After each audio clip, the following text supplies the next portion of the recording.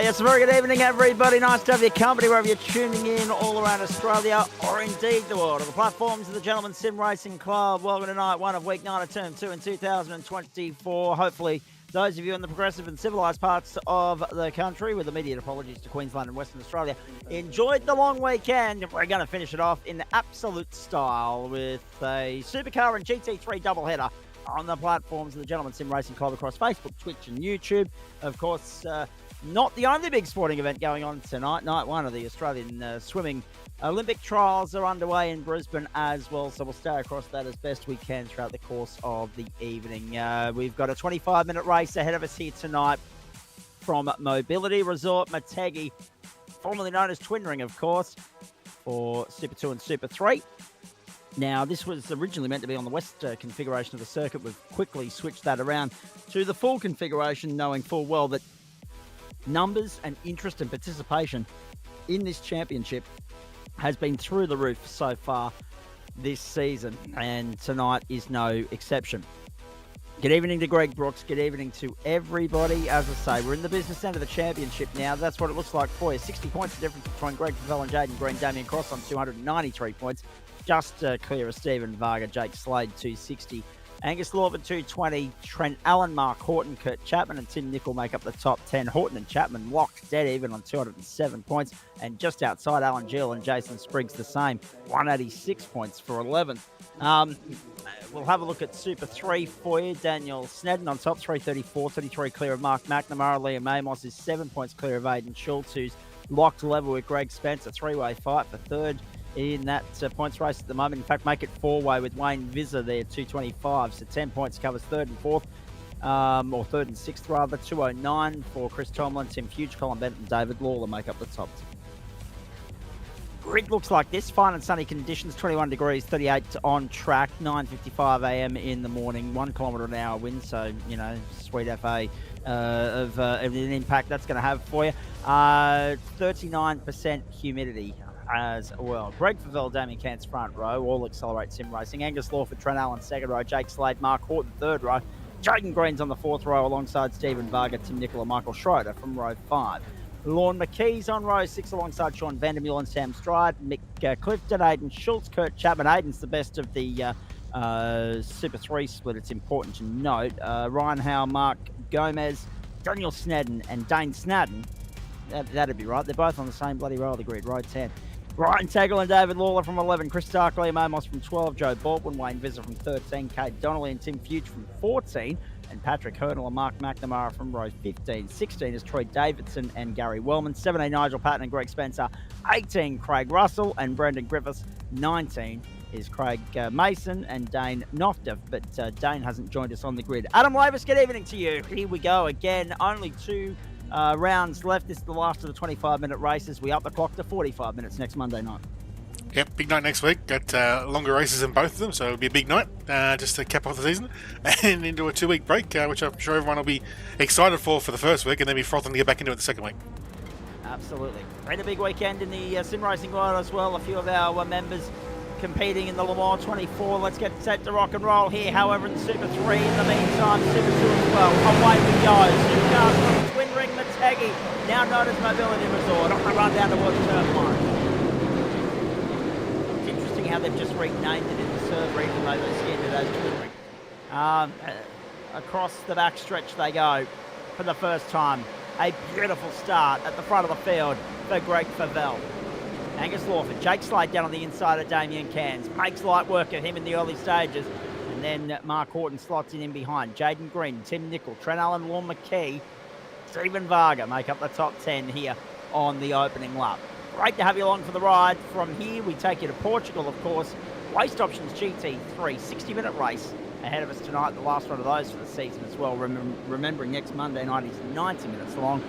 60 minutes around the Portimão circuit, the Algarve International Circuit in Portugal. So looking forward to that. Jason Spriggs online, tuning in as a viewer, not out there as a driver tonight. That's interesting. Spectating, not racing. 1 minute gone. It's a 25-minute race, as I say. Originally, we were going to be on one of the short shoots here, but we're on the full Grand Prix layout that's commonly known or associated with the Japanese round of MotoGP. Tim Nicol down there in position number 8 at the moment. Has Trent Allen ahead of him, has Stephen Varga behind him, and that is Mark McNamara plummeting to the bottom of the field. So Kurt Nomenson's been having some UI issues with iRacing.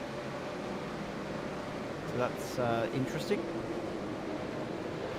Not sure if it's a good thing or a bad thing in this instance. Mick Clifton in 14th at the moment. Geez, accelerate left, right and centre at the moment, isn't it? There's plenty of them in the server tonight. It's a 25-minute race. We're at the end of lap 1. A race leader is Greg Fabell, crosses the line in 1 minute 56.933, the standing lap time. Already 1 second clear of Angus Lawford. Jake Slade is in 3rd place. Damien Cairns is 4th and Mark Horton is 5th. We've got good overtaking opportunities around this circuit. And as we saw there in the opener, Adam Lavis, we've got some magnificent positional battles in the championship to keep an eye on as well. Yeah, plenty going on. Looks like Mark was the only one to have a bit of a mishap on the first lap, but we do also have 2 guys in the pits, I'm assuming from a jump start. So unfortunate for those 2. But they're back out on the track now, and as I say that, someone spun around. Here's Trent Allen.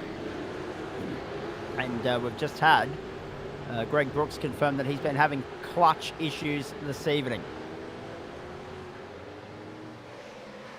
Been a big day, of course. Formula 1 kicked a stop at 4 a.m. IndyCar at 5:30. NASCAR on as well.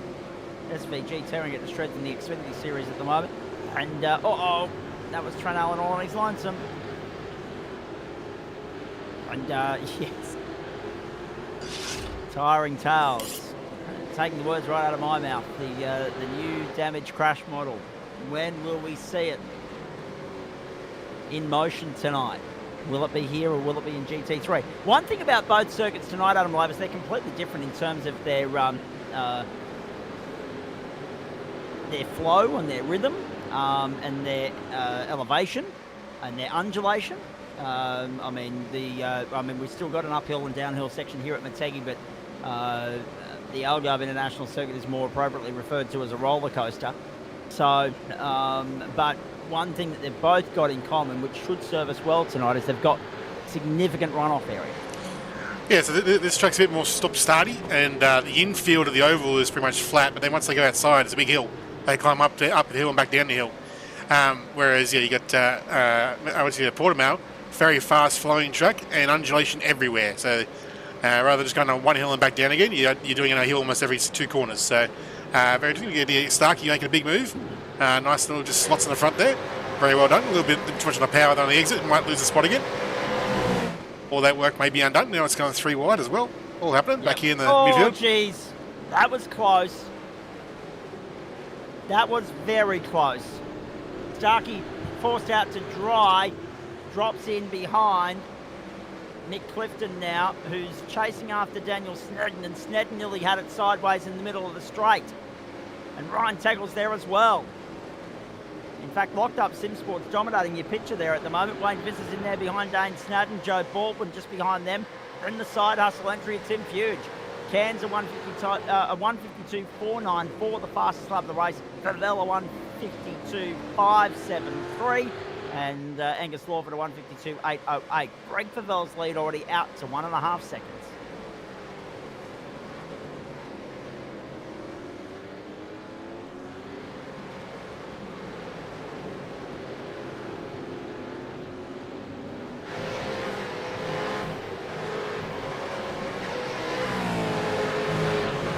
Down the back straight again, which is of course the start-finish line for that West Circuit that we've run on here before.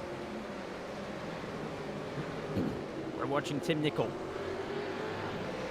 through the bridge, under the bridge, to the left-hand side. Remembering, of course, the bridge is part of the Speedway Oval here at Twin Ring, or what is now known as Mobility Resort. As you can see, the sign writing hasn't been updated yet. I'd only just noticed that. Twin Ring Motegi, it still says on the sign writing. And of course, that oval is so synonymous with the famous first IndyCar Series win for Danica Patrick back in 2007, or 2008 rather. And there's car 076 with the fastest lap of the race now, Greg Favell, 152.286. We should also point out that when we talk about IndyCar and female success in IndyCar, Jamie Chadwick, of course, winning the feeder series, the GP2 equivalent, I guess you could say, Indy Next to IndyCar this morning at Road America. Doing great things after, of course, success in the W Series some time ago. So I'm the first woman in about, I think they said 15 years or 16 years to win an Indy feeder series race, an Indy Next race, which used to, of course, be known as the Indy Lights. I hate name changes unnecessarily, like it just ends up being bloody confusing. Craig Mason there in 25th place at the moment, chasing Brendan Griffiths and giving him an enormous hurry up here. Down the inside, Mason! Not yet. Griffiths forces the issue on the outside. We'll have the inside for the next corner. Have a look at him go here.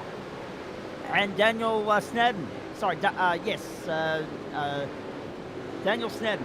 We've got a Dane Snedden and a Daniel Snedden. I mean, we've just got one bit confusing. That's going to generate damage. And he's in the thick of that as well. So he hasn't had the best start. He's actually dropped 6 spots from where he started. He's boxed in there at the moment. Now, just remember, Australian Swimming Championships on at the moment with the women's 400-metre freestyle kicking us off tonight.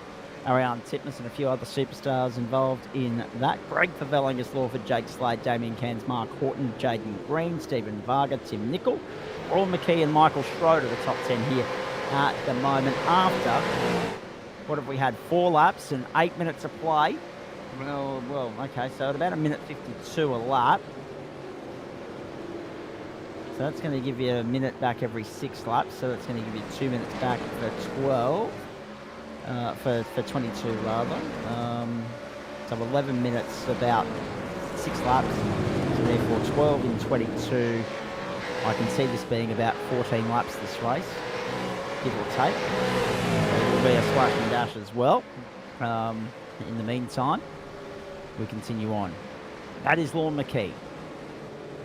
9th place. A battle with seconds on, actually. Angus Lawford, Jake Slade, Damien Cairns has slipped back to 4th. Off goes Ryan Howe.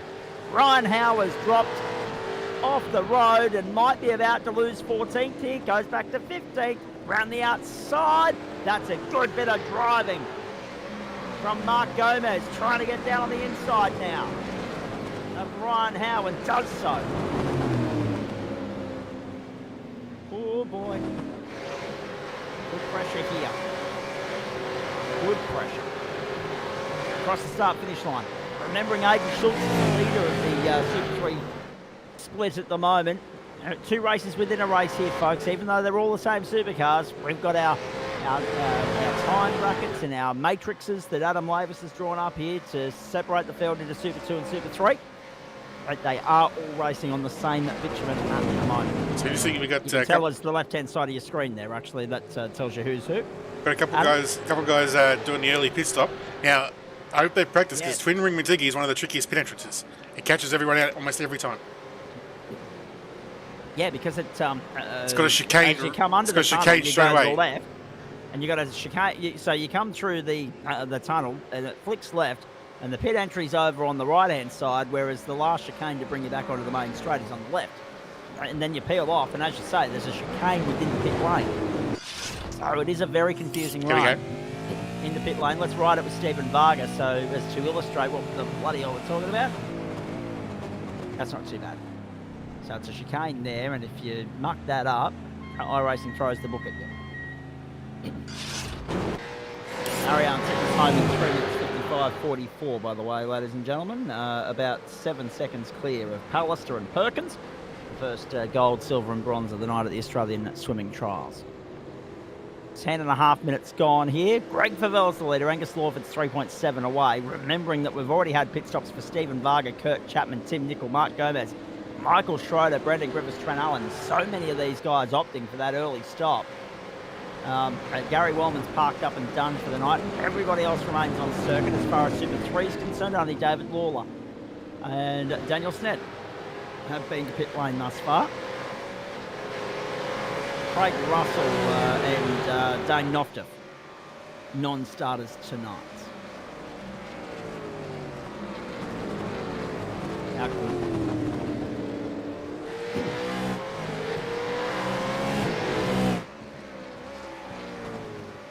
So in come Damien Cairns, Jaden Green now as well. So strategy is very, very interesting here tonight. We're only just starting lap 7. We've only just finished lap 6. Pavel, Crawford, Slade, Horton and Stride into pit lane as they come back around onto the main straight once more. And this seems to be the critical lap for many of these drivers. As we say, we anticipate it. There's the first one. Chris Starks mucked it up on the run into pit lane. We anticipate 14 laps, so most of these guys stopping before halfway. Only as far as the outright standings are concerned, Damien Cairns is in the top 15 at the moment out of those that have pitted. The top 15 with the exception of Cairns, so that's Jaden Green is 15th, and Damien Cairns is 11th. Everybody else in the top 15 yet to stop. So 13 cars yet to stop, plus Nigel Patton, Mark McNamara, Greg Spencer, and Patrick Hernal. Oh, Starkey, no, that's not how you do it. Oh, was that Wayne Business trying to get round the outside? It was Joe. It was Revisor and Joe. Oh, no. Hey, Donnelly. Doing a nice job here at defending Damien Cairns. For how long? Not very. Straight down the inside. Cairns doesn't wait for a second invitation, but Donnelly's going to get the chance to... Oh, no, it's not. He was going to get a chance to force the issue on the outside and follow Cairns up to the next corner and maybe get him back on the inside, but he just got it a little bit squirrely coming out of the left-hander, lit it up, bogged it down, and that was easy slim pickings for Damien Cairns out into the top 10. Lawford, Horton, Stride to pit lane. GT3 racing still to come tonight for you, ladies and gentlemen. Remembering, later in the week we got open wheel night, wings and slicks, Super Formula Light and Formula V. Remembering next Monday night we're on air at the same time, but we're going a little bit later into the night. These guys are racing for 45 minutes, and then the GT3s will go for 90, Adam. So Starkey, with his mistake, somehow managed to avoid the wrath of iRacing, but Joe got a penalty. Oh no! And so was Sean. They got the wrong guy. And so was Sean Vandermeulen and Craig Mason. Okay, so 3 stop and holds already, and they cruel you around here. They really do cruel you. Speaking of Josh Zuno, who's just commenting there on the YouTube thread, GSRC Endurance Championship continues this Sunday as well, so keep an eye out for that from the Circuit de la Salle. Appropriately enough, we'll be running in sync with the real world 24-hour on Sunday, so good luck to all concerned there. Oh, geez. Just having a look, so a minute 8 for Craig Mason, 52 seconds apiece for Horton and Vandermeulen, and as we said there earlier, Joe Baldwin has parked up and is done for the night, 44.23 seconds as well. So, unfortunately, truck has said, I've had enough. I'm going to go and have an early night. Oh, forcing the issue here. Look at this. Look at this. Ryan Howe around the outside to go to 15th. Remembering that that's only the outright fight. The guys around him are all in Super 2 and he's in Super 3 and now he's been swapped. Let's go forward almost to Motegi. What the hell was that? Howe's going to win the fight on all of them. Extraordinary. Tim Nichols down on the inside. Gomez is there as well. So too Morn McKee. They are still 3 wide. You don't normally see that terribly often in the supercars. Uh-oh. Why'd they go? How? Catches a little bit of grass. That's the free kick that Tim Nichol required. Field's about to be cleansed. The only ones in the top 20 now that haven't stopped are Greg Pavel, Aiden Shook, Dane Snap, Liam Amos. Down the main straight to turn 1. They sort themselves out. It's a little bit calmer, a little bit more tame this time around. Damien Cairns fastest lap of the race, 152.172. This is awesome. Ryan Howe holding his own as a Super 3 competitor in amongst this Super 2 brigade. And it's no surprise to anybody given how well he went last week and the week before.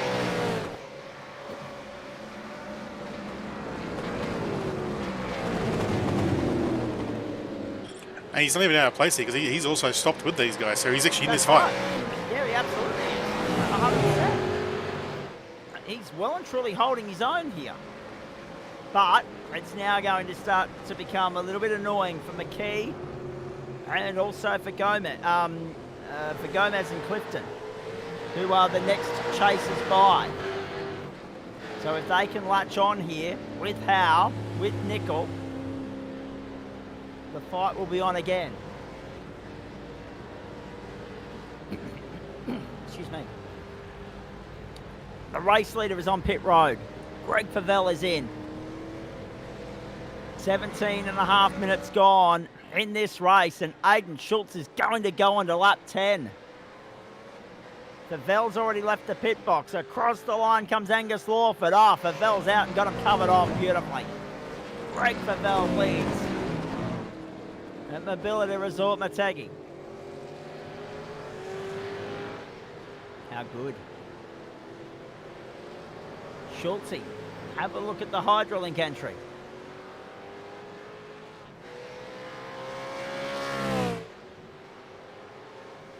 Just getting a question there from Leith McClymont. Trent Allen's down in 26th position at the moment. Down in 26, down 22 spots. Mark Horton down 21. David Waller down 8. Sean Vandermeulen down 17. So we've lost Patrick Hernal, we've lost Joe Baldwin, we've lost Gary Wellman. Off goes Gomez as well. So we started with 36. We are down to 33. Which is not too bad. As I say, attrition around here shouldn't be too much of an issue. It'll just be drivers rage quitting in frustration because there's so much runoff area to play with around here. Ryan Howe down the inside to 10th. Ryan Howe to 10th. Nickel fights back on the inside. And now around the outside once more for Howe. With that switchback left, right, left sequence, he was on the inside for the left-hander, but now he's on the outside for the following right-hander. Great racing between these two. Ryan Howe's comfortably the second place man in Super 3 right now, surrounded by Super 2 competitors. Aiden Schultz is on pit road. Greg Favell goes to the outright race lead now. Corrected order with the field cleansed. And Schultz should be okay to take it to the checkered flag from there. Once he gets off his pit box. Unless he's oh no, hang on, don't tell me Schultz is being done. No, he's good, he's good. But it's a lot of fuel, 11.88 seconds stop for this time of the race, when there's only, well, about, we reckon 3 laps next time by the line for Greg Favell. Lock up, gone. Car on the grass, it was Vaughan McKee. Gathered it up, but gives Aiden Schultz a little bit of breathing space. Comes out second to Ryan Howe now in Super 3. Oh boy, all of a sudden the game has changed once more. The margin's a second between Howe and Schultz. Howe has got the jump on the overcut. The undercut, I should say. The overcut for Schultz has not worked. It was a 12.7 second stop for Howe. It was 11.8 for Schultz. I was a little bit bemused that it was that long, considering how late we are into this race.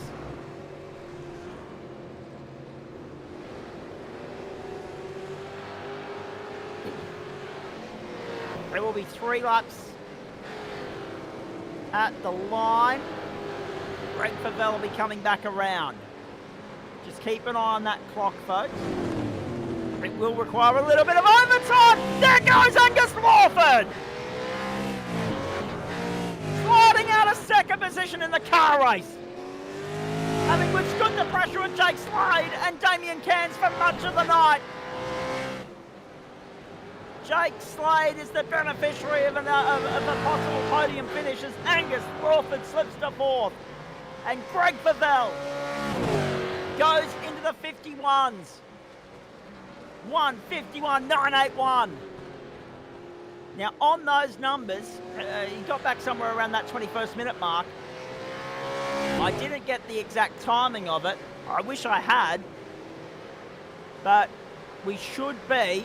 He got back with much more than 3:40 to go. I'm looking at the clock here. It'll be very interesting. I don't think Barney will be holding a white flag this time. I think it will be overtime.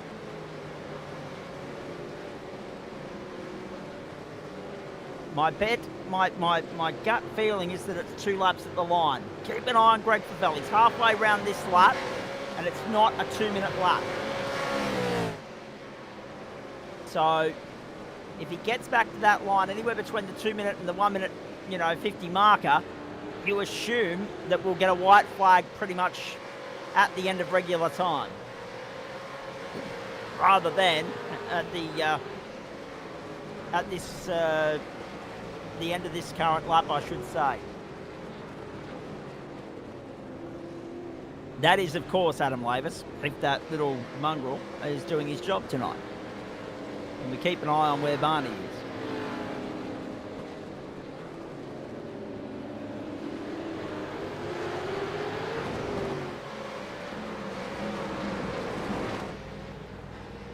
Round they come onto the main straight. Greg Favell to complete lap 12.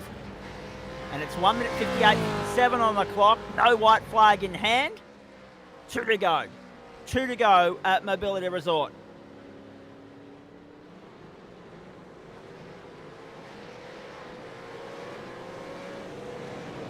Just getting an update from Nick Vodiatis, our great mate. And good to have him tune in as per usual, just informing us that he's still got his ongoing PC issues at the moment. We are aware of that.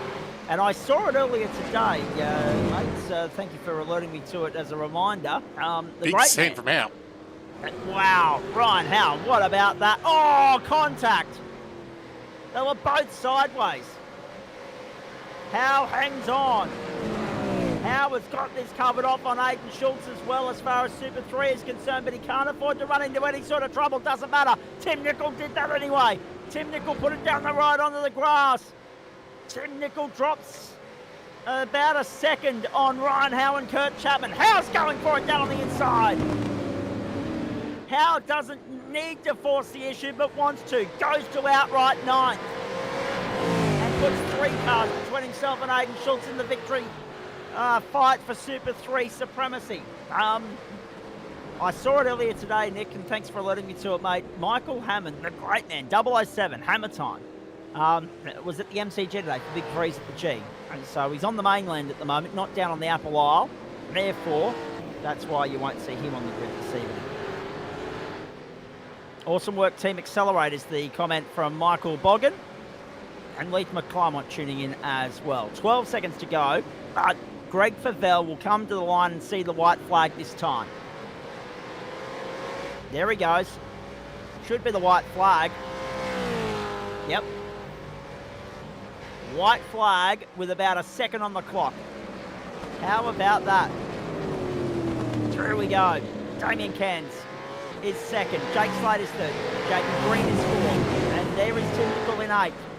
Angus Lawford to pit lane. Angus Lawford to pit lane. What has gone on here for Angus Lawford? He sure fueled himself. He didn't expect the extra lap. Oh boy. Angus Lawford brought undone. He won't be the only one. Mark Gomez is in as well. Championship defining implication moments here.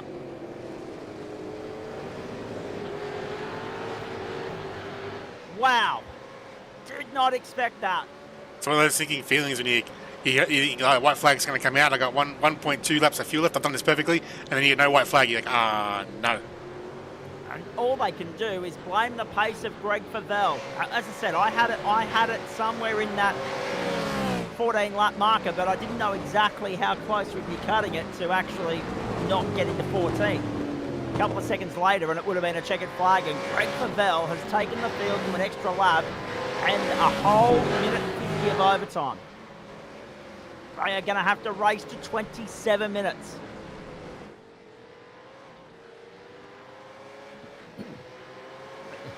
Yes. I don't want to, oh no, Angus Lawford, it's gone from bad to worse, and he's got company in the form of Michael Schroeder. It has gone from bad to worse. So whilst one Accelerate car finds itself in the kitty litter, two of them find themselves on the top step of the podium again. Chalk up another victory for the champion-elect Greg Favell. Damien Cairns in for second. The number one looks destined to stay in the Accelerate stable, except change hands once more. Jake Slade to third. Fourth will go to Jaden Green, just edging out Stephen Varga. There we go. Sixth spot will go to Sam Stride. Seventh to Ryan Howe, winner of Super 3 again. Ryan Howe wins Super 3 again. Tim Nickel, Motegi, and Schultz make up the top 10 outright. Schultz is second in Super 3. Mick Clifton, Dane Snadden, Kurt Chapman, Ryan Tegel. And on the podium in Super 3 is Daniel Snadden. Good stuff. Nick Fodiatis just mentioning to me the results from IndyCar this morning, which if you haven't already seen it, ladies and gentlemen, I don't want to spoil it for you, but another very good morning for Roger Penske and his stable is all I'm going to say there. So, and Greg Favell, another dominant and clinical performance here. Did it beautifully.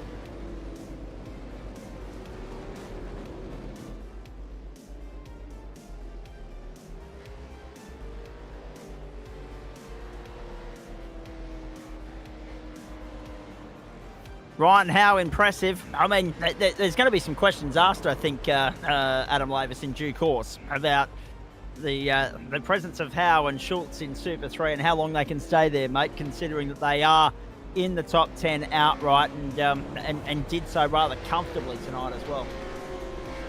Oh, there's a good chance that they'll be going up next season. Oh, okay, good. Yep. As long as they're aware of that, they'll be. They can brace themselves and prepare throughout the course of the next campaign. Great stuff. Hey, there are the results for you, ladies and gentlemen.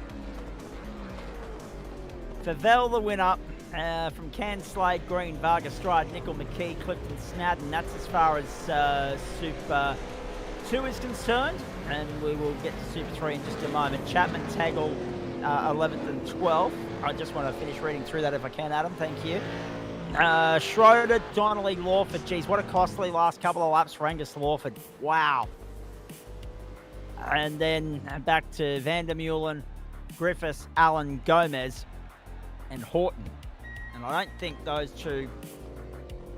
Well, Gomez, if he makes it to the finish, he gets classified in all of that. I think he has made it to the finish. Horton, however, I'm not sure if he was still connected, and 75% of 14, I think he had to get the 10.5 rather than a straight 10. Craig Mason finished down there outside the top 20, and Joe Baldwin was a DNF. I think Craig was also a retirement too. So there were a few retirements tonight. The attrition rate certainly started to rise in the closing stages there, and as far as Super 3 is concerned, Ryan Howe, Aidan Schultz, Daniel Snedden, so all the three contenders right where they want to be at this time of the campaign. Stark, Vizzer, Davidson, McNamara, Amos, Patton, and Lawler. Fuge, Spencer, a lap down, and then everybody else forget about it. And just forget about it. This is what happened to Angus Lawford late in the piece. Oh, we did get a touch. I reckon he got a touch. I reckon we need to have a look at the onboard there, but I reckon he got a clip. Let's have a look at this. Riding on board with Michael Schroeder, and down the inside. Yeah, Schroeder's gone way too deep to the corner, and he's ended up carving up rather, Angus Lawford, who was only there by his own mathematical failings. He went a little bit too short on the fuel number in that stop, on the fuel drop. Hey, Australian Swimming Championships on tonight, ladies and gentlemen, so make sure it's us on one screen, the swimming on the other. And if you love your Olympic sports like I do, and you love your Olympic years, that's a precursor as to what to look forward to most when we get to Paris in 6 weeks' time. Let's bring in some of these esteemed gentlemen now to have a chat to us post-race here. We've got Chris Stark, we've got Damien Cairns, we've got Daniel Snedden, we've got Jake Slade, Jaden Green, Ryan Tagle, and Aidan Schultz as well. And I might start with you, Damien Cairns, actually. The Accelerate boys having yet another marvellous night. Well done to you, and well done to Greg Favell as well. Is it Greg's championship to lose now? I mean, are you already removing the number one off the door and handing it back to the boss? Unless he doesn't show next week, I would think so. Yeah, we had a good race. I didn't make it easy for myself at the start. I had a bit of a wheel spin off the start, which put me behind the ball, and thought, oh well, I'll have to try with the pit stops and get an undercut. And I managed to jump Jake, but then Angus was in front, and then just putting pressure on him, and he made a mistake and went past. And yeah, very happy just getting the second after the start. But yeah, no, it was a good race, good battle. I enjoyed it. I was going to say, you did have your work cut out for you there, didn't you? It's in certain patches of that race. I mean, you had to work hard for it. It was there was a little bit of an error. Well, firstly, Angus Lawford ran into a little bit of trouble. Secondly, I think Jake had a spin as well, and that really did work into your favour, mate. And in the end, you ended up 2.9 clear of Slade, Green, Varga. But that's not a true reflection of just how hard you had to work for it. No, that's right. Just got lucky in the end, and just keep it straight, drive, keep hitting your marks, and yeah, just come through. And I mean, I can feel Jake behind me most of that towards the end. He only just dropped back in probably the last lap or so. When I was chasing Angus, I could feel him there, so I knew I had to keep trying to chase Angus, but watch what's happening behind me. So yeah, it was very interesting, and yeah, great race. Indeed it was, and a nice a flowing sort of circuit here at Twin Ring with a lot of overtaking opportunities, mate. But given how evenly matched the field was, even though there were plenty of overtaking opportunities, finding the place and the time to execute them wasn't exactly straightforward either. Oh, the three of us the times were probably identical, and it was, yeah, you had to just basically wait for him to make a mistake or use your pit stop to get in front, because if you don't make a mistake, you're pretty much just one after the other. Really hard to get that bit of a jump where you can make a move. Indeed. Pressure stakes next weekend, mate, because everyone looks at Mount Panorama as, well, in this case, our grand finale. It's always viewed as the holy grail, but it does come with sort of intense or increased pressure and also, I guess, excitement as well. What are your expectations? What are you looking forward to most? I mean, aside from the fact that we add 20 minutes to the clock as well. A clean race, that's all I'm hoping for. If I get a clean race, I'll get a good result. I love Bathurst, and it'd be good to go there, but it can be cruel sometimes, and it doesn't take much for it to bite you out. So yeah, it'll be interesting. Yeah, we'll just see how it goes, and hope the gods are with us and we'll get it done. Quick comment from you with regards to the rest of the stable, mate. I mean, obviously we saw there at the end, unfortunately, Michael got involved in that incident with Angus Lawford towards the end there. I mean, we know Greg's in a different postcode in a league of his own. You look down through the order, though. Lorne McKee, another strong showing. Mick Clifton in the top 10 as well. Yeah, well, look, just after the start, Mark was only, he was on our tail, not far behind. So, I mean, he was, fifth after the first lap or so. So, he was doing really well as well. I'm not sure what happened behind there, but I'm not sure what happened to Mark. He was sitting there. I don't know whether haven't spoken to them, so I'm not sure what happened. But so they're definitely finding their pace in these cars, and it's good to see. All right, mate. Very nicely done. Mount Panorama awaits. What else is going to keep you busy this week, please? It's this week. Week 9. Pretty much it, I think. Okay. Pretty much, a bit of a quiet week and practice for that. We got normally have bets, but we're on a bit of a holiday at the minute, so I got a couple of weeks where I can relax and just maybe do a few officials or something, and That is not a bad thing. play around and have a new drive of the Corvette that they just released. So it'll be good fun. Now, that's interesting because obviously we so commonly associate you with the supercar, but there seems to be a little bit of interest in that new GT3 machine. Have you had a chance yet, or is it on the to-do list, mate? Because it did launch on Wednesday, and I know a few people already dive into it. Yeah, they put up the GSRC put up a couple of practice races yesterday, and one of them was for the GT3 around one of the oval tracks. Can't remember which one it was. No, it was good fun, and yeah, I've enjoyed it. I've done a few of the practice races during the week, like the official ones that aren't official, and I really like it. So maybe a move to the GT3s next season. We'll see how we go. Now that is going to be a story well worth keeping an eye on and following with interest. That would be an exciting prospect, having a couple of you blokes that have tried your hands so loyally in the supercars for the longest time, coming to play with the boys that have rock and rolled in the primetime slot of in the main course slot of GT3. I can't wait. I'm excited about that already. Hey, mate, well done. Congratulations. Onwards and upwards to next week, and looking forward to seeing the Accelerate Sim Racing stable celebrate another championship. Excellent. Can't wait. We'll see you then. Very nicely done. There he is, Damien Cairns. Starkey, I'm not sure how you got away with it, but poor old Joe Baldwin didn't. Your little slip and slide into pit lane? Yeah, I don't know what to say. I've just done 7 12-hour shifts, done 84 hours. I just jumped in, no practice. I hadn't practiced pit lane, and I went in and just locked it up sideways. Poor Joe had nowhere to go, and he got a black flag. I don't know, like I got a really great start. I think I picked up 6 cars off the start, and then got caught behind Daniel Snedden. He's not bad. He knows exactly where to park that car. Made it real hard for me to get past. Used up a lot of my tyres. And then Ryan had a crack at him, and I think it forced him to make an error. And then we managed to round him up, but then I had that wonderful style points pit entry. It dropped me back a little bit and made a half of myself.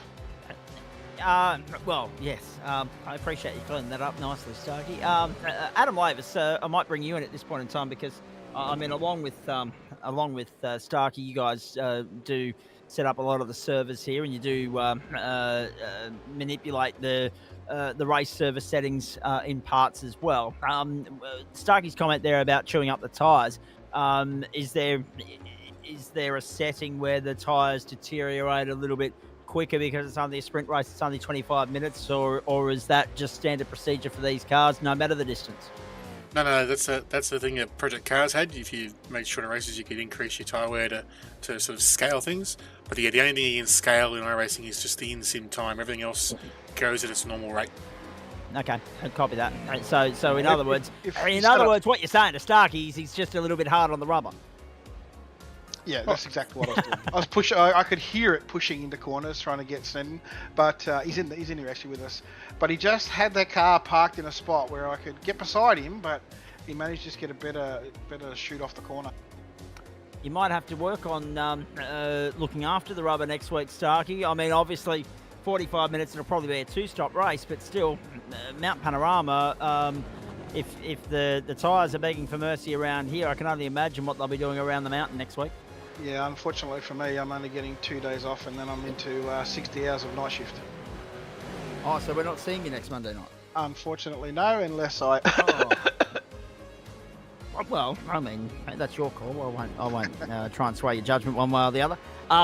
If that is the case, though, mate, I mean, from a team standpoint, give me your summations, give me your thoughts, give me your highs and lows of the season that was, because obviously the locked-up stable is still going gangbusters through young Jaden Green here, and we're going to get to him in just a moment.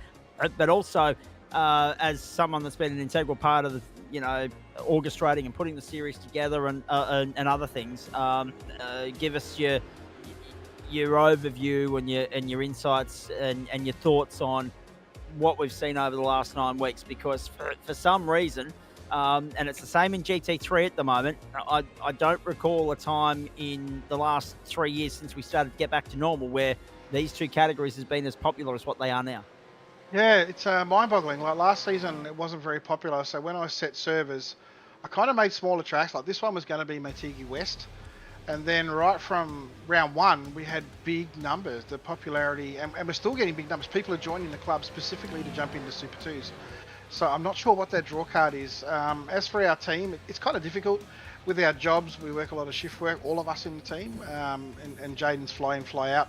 But I think he's got aspirations to move on to a team that's affiliated with us next year, who's a bunch of younger guys. And given that we're older guys and he's my nephew, he's younger, good luck to him. But they're still affiliated with us. We'll still share sets. We'll still try and do speed. The team's going well. Like we jump into Vs, we do the mountain men, we do as much as we can. Ryan's just done a nice paint for the GT3 Mustang. I've got to say, I tried that car one day after work. I just gave it a couple of hours for a wrap around a track. It was nice. Daniel Snedden, he gave me a little bit of a touch up coming off the turn 1-2, and that was a good battle. I enjoyed that. Indeed. All right, mate. Well, hopefully we'll catch up with you at some point in due course. If it's not a Monday night, hopefully another night between now and the end of the campaign, mate. There's your moment of the night. Poor old Joe Baldwin. Trucker, yeah, he had nowhere to go, but you can at least show my start, make me look good. Yeah, exactly. iRacing was always going to ping him for taking to the grass. Unlucky to you and Trucker, actually. But, mate, well done on the work that's gone on with the Super 2 and Super 3 series this season. We've all enjoyed it, and we're looking forward to a great grand finale at Bathurst next week. And hopefully some more U-Butte entree racing from these guys next term as well. Yeah, it's been great. And the more people that come, the better it is. And, maybe...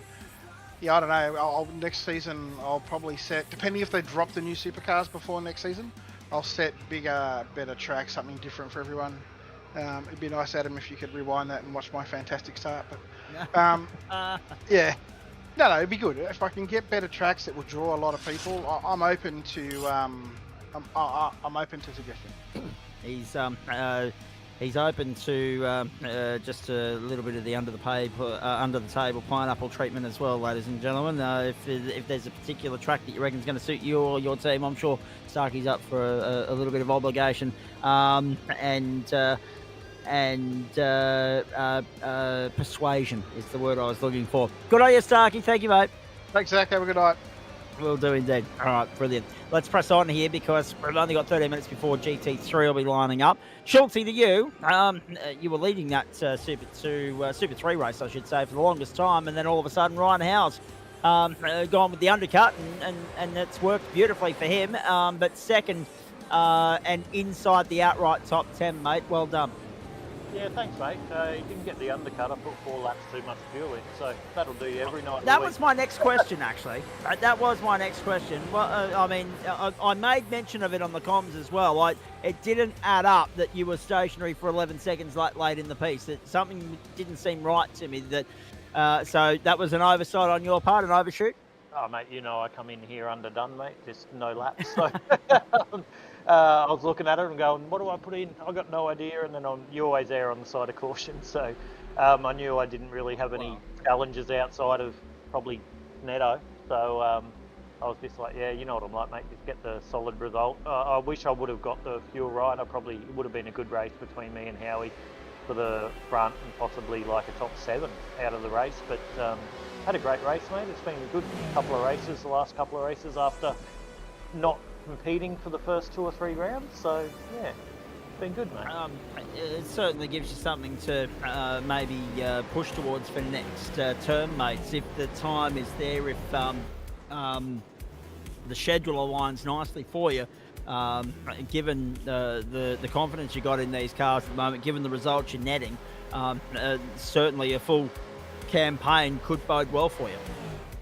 If we keep these cars, I don't know what Starkey's going to do. I'd love to keep these cars, but don't know what's going to happen within the club in relation to that. But yeah, I'd love to have another crack. I come third in Super 3 last year after missing a couple of rounds as well, and hopefully I can get another bit of silverware this year after missing a couple of rounds, and we can maybe have a full tilt next year and see how we go.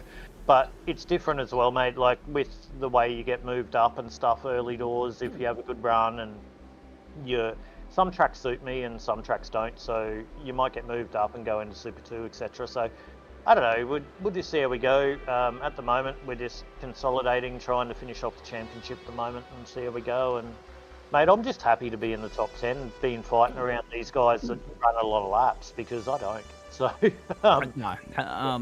Be warned though, that might come with an invoice for you, and I think Mr. Howe's on the same trajectory here. Adam Lavis has quietly, subtly suggested that there's a possibility that you could find yourself in the Super 2 split next season, which I guess, provides another great challenge for you.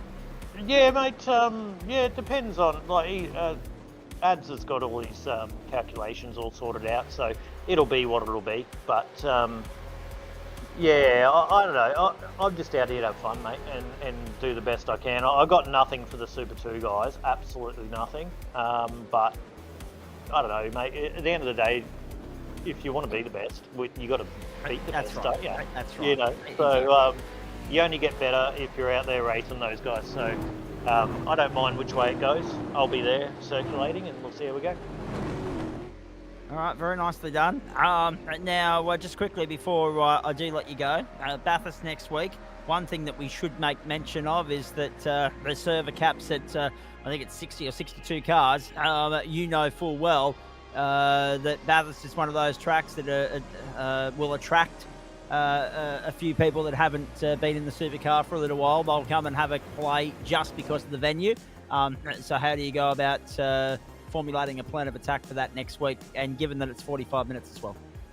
Mate, just race around the people that you got to race against in the championship, to be honest. I've done a lot of laps around there, real world, out in the sim, so know my way around there all right, but we'll see how we go.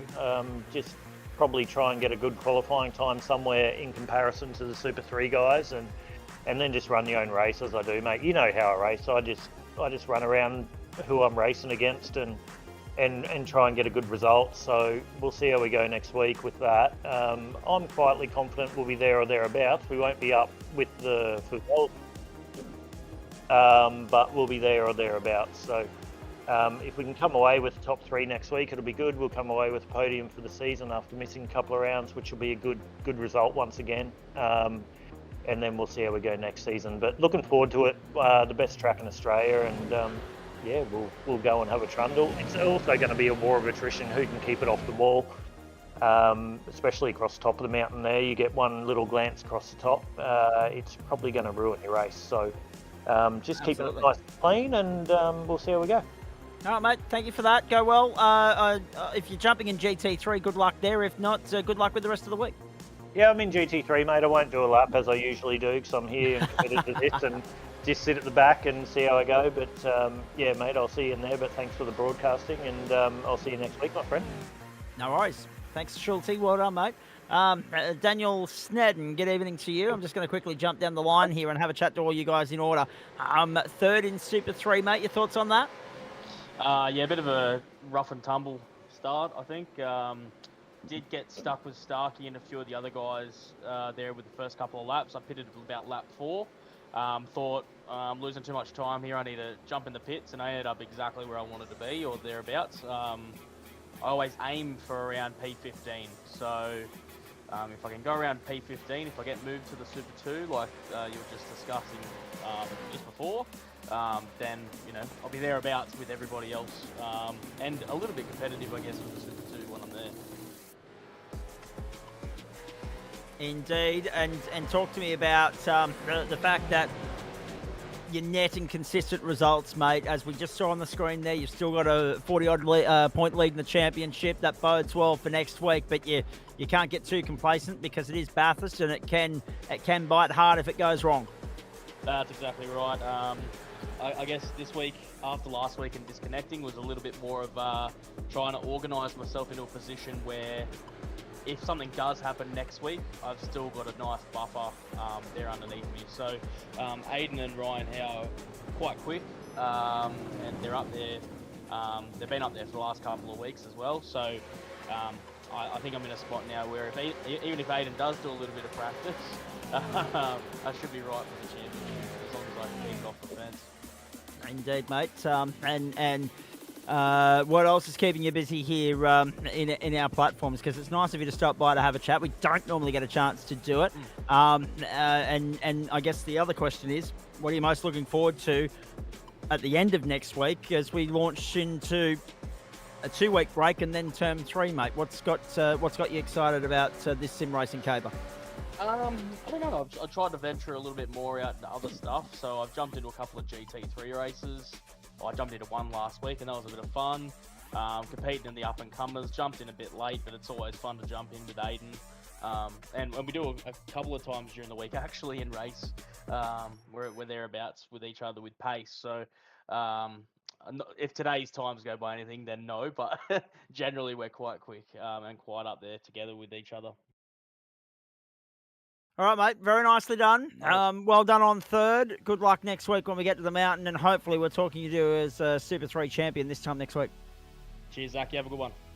Will do, mate. Thank you. Jake Slade, talk to me about third outright, just holding off Jaden Green there. There was just no going with the Accelerate boys, with the Accelerate sim racing boys in the end. Yeah, towards the end, about two laps to go, I had to fuel save a smidge. I sort of miscalculated the burn a little bit, just being a bit hotter. We ended up using a little bit more than I thought. So the second last lap, I fuel saved just enough so I could push the full last lap, which just meant that I couldn't stick with Damien there. And was I right in making mention that you had a little bit of a slide down at the end of the back straight there at one point? That did cost you a little bit, I think. Yeah, I had a bit of a shift in malfunction. I've got to tighten my shifter up. It keeps double downshifting sometimes.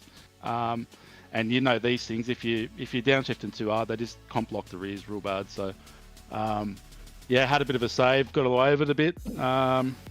Yeah, I did lose a little bit of time, and it just ultimately costs your tyres on such a hot track. A little mistake like that just is exponential. So, Bathurst next week. What's the plan of attack? I literally just want to keep it off the fence. That's all I really want to do. Yep. I tend to get a bit too much. I tend to get a bit overconfident there and just really push the boundaries. And yeah, so I'm just hoping we keep it off the fence, but see what happens. Have a bit of fun, I guess.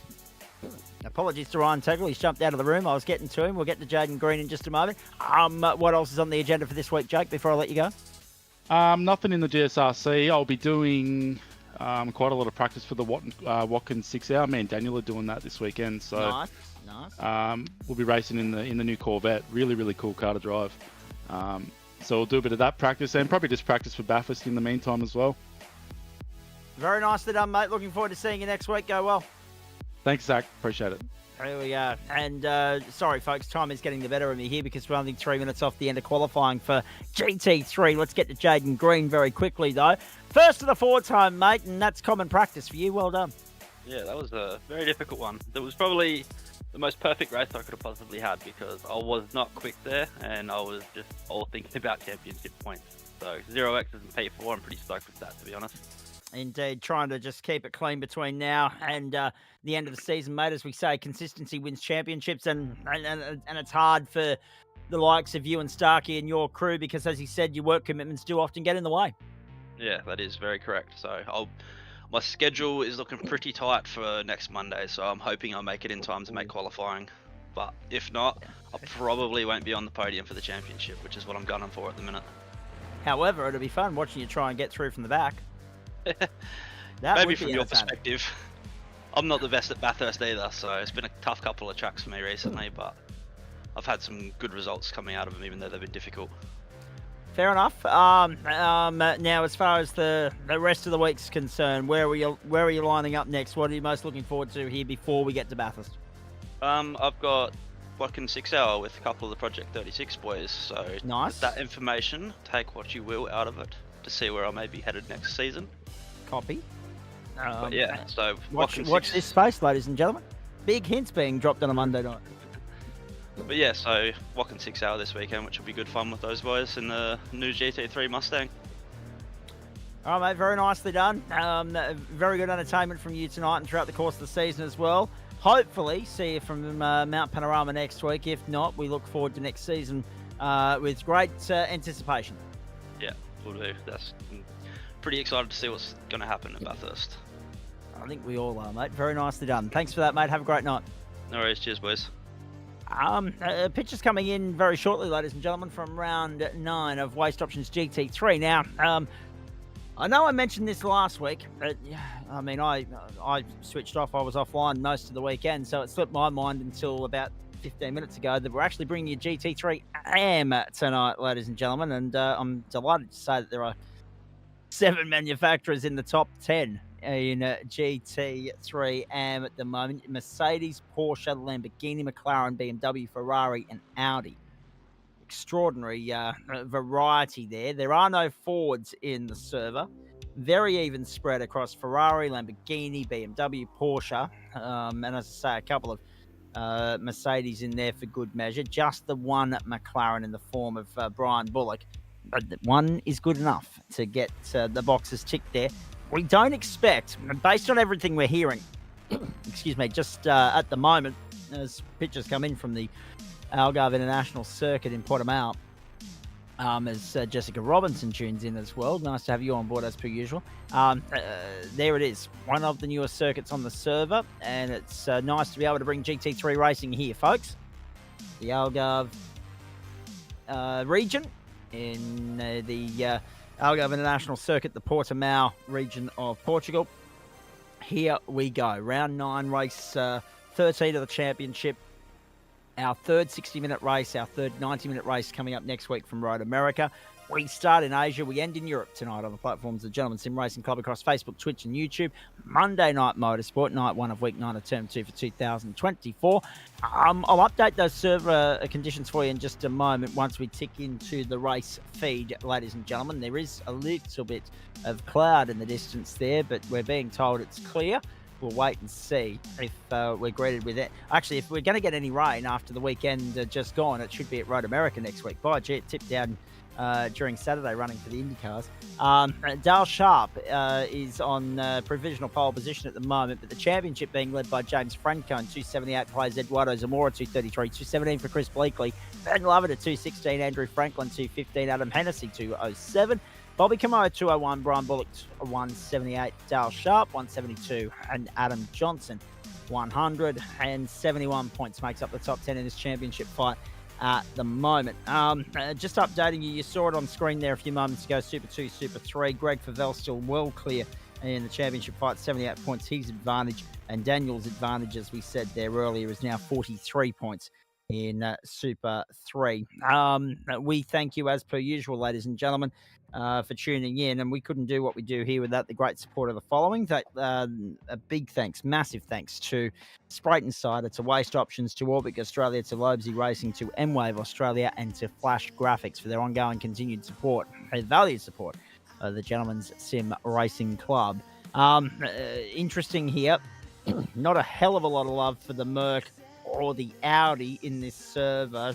There's just one Audi and there's just one McLaren, 3 Mercs. So that means that the rest of the spread is across Porsche, BMW, Ferrari, and Lamborghini. There are those updated points again, thanks to Adam Lavis. In the meantime, we remind you that next week, 2 6-kilometre paradise circuits for you. Mount Panorama for Super 2, Super 3 over 45 minutes, and then on to Road America for GT3 over 90 minutes to wrap us up next week. So in excess of 2 hours of racing coming your way next Monday night right here on the platforms of the GSRC, and a late finish as a result. Make a note of that. A late finish in every sense of the word by the time we get the post-race show done and crown our champions and celebrate with them. Race server has launched, ladies and gentlemen. Cars lining up behind the safety car now. Let's have a look at the grid and weather conditions here for you. 4 o'clock in the afternoon, 34% humidity, partly cloudy conditions, 44 degrees the on-track temperature, 26 the ambient. Dale Sharp on pole position alongside Bradley Carr, Stephen Gallacher, Ben Lavender from 2, Ryan Howe, James Francone from 3, Brian Bullock, Neil Gladwin from 4, Lee Partridge, Adam Henderson for 5. Row 6 is where you'll find Colin Bennett and Sam King. Row 7, Liam Amos, Tim Fuge. Row 8, Brett Bradbury, Joe Baldwin. Row 9, Robert McGrath and Craig Russell. I think Trucker's only lining up because he didn't get much time to wheel and deal on the supercar, just quietly. And Janash Ragwani and Jason Tierman from row 10. Row 11 is where you'll find Andrew Franklin and Mark McNamara. 12, Patrick Hernal and Lachlan Thomas. Row 13, Tayfun Oz Turkman and Aidan Schultz. Row 14, Tim Watson, Sam Stride, Bobby Camo, Aidan Luthwaite. Now that's interesting because I would have thought Luthwaite would be a pro, but that's okay. Oscar Haynes, Dane Snadden and David Christensen. Oscar Haynes is definitely a pro. We saw him last week. So there's a couple that have logged into the wrong server and then realised when it's too late, Adam Lavis. Not necessarily it's too late. SDK will still show them. Everyone from Tin Waston down, 27 has not joined the grid yet. So a few of those may have realised and switched across to the correct server. Yeah, and it looks as though we'll have just the 27 cars. Bobby Camo is lining up as well on the grid here. So we're ready to go. We are at the Algarve circuit. We're a very long way from the start-finish line here, ladies and gentlemen. Remembering as well, I think we've still got that problem, don't we? Yeah. Where the tracker on the right-hand side of your screen is going to send the cars in reverse. Yeah, so it's a clockwise circuit, but we're going anti-clockwise. Yeah, we're currently at the other hairpin, but the map has us on the wrong hairpin. Yeah, we're only so 1, 2, 3, 4. We're only at turn 5 at the moment, so we've got a long warm-up lap here, a long formation lap to get us ready to go racing. Brett Bradbury and Craig Russell have joined from pit lane. There are 25 cars on the grid. And Jessica Robinson just tagging the Aussie Racers Bailey Ladders stable in her comment there on socials. This should be fun. Can Dale Sharp, from pole position, convert into a race win? We'll find out shortly. Bradley Carr, good steerer in the real world, and showing his credentials in the sim world as well. Stephen Gallacher, Ben Lavender, Ryan Howe, James Francone, Brian Bullock, Neil Gladwin, Adam Hennessy and Lee Partridge, the top 10.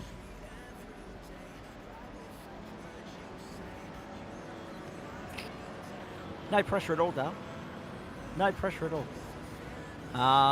And Aidan Schultz from rear to front as far as Daniel Snedden's concerned. That's the challenge that awaits Schultz tonight. But he's out there actually with Bobby Camo. Tayfun Oz Turkman's out there. And it looks like we're going to have a field of 27 with Brett Bradbury and Craig Russell starting from pit lane. Very long warm-up lap here at the Portimão circuit. Again, lots of runoff area here, but lots of undulations. So don't expect a safety car to be called tonight over the course of a 60-minute race. So we expect that to be a two-stopper as per usual. And that critical pit lap number somewhere around the maximum stint, somewhere around that 25-minute mark, and therefore around about that 35-minute marker if you want to fuel up and get home is about what we're looking at.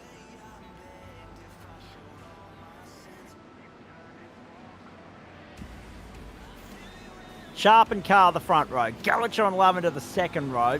It's Mercedes and Lamborghini from the inside of the first two rows and Porsche from the outside of the first two rows. You've got a Ferrari, a BMW, an Audi, a McLaren. You've got 7 different manufacturers inside the top 10 here. Great variety, great diversity, great competition in waste options, GT3, and for the last time this season, we bring them to you on broadcast. And Dale Sharp doesn't muck around. He gets going straight up the bat and leads the field down the straight towards turn 1. He had control of the field. He hit the gas early. And it was up to the rest of the field to pick what his move would be. Then he ran it wide at 1. Ends up with a little bit of a slowdown, I think you'll find. And Bradley Carr's going to go to the lead on the inside. Up on the outside is Stephen Gallacher. Sharp gets him back on the inside. The run up out of 3 to 4 for the first time. Great first sector for Bradley Carr. Some moves going on further back here. Lavender down the inside of Gallacher. Wants to take Howe with him. Does so. Oh, a little bit of RG. Bargy and gone. Benny Lavender's in the dirt. Trouble behind. There's a massive stack. now I might be able to stand corrected here. They might have to throw the caution to sort all that out. Oh, gee, that was a lot of garbage unfolding all at once.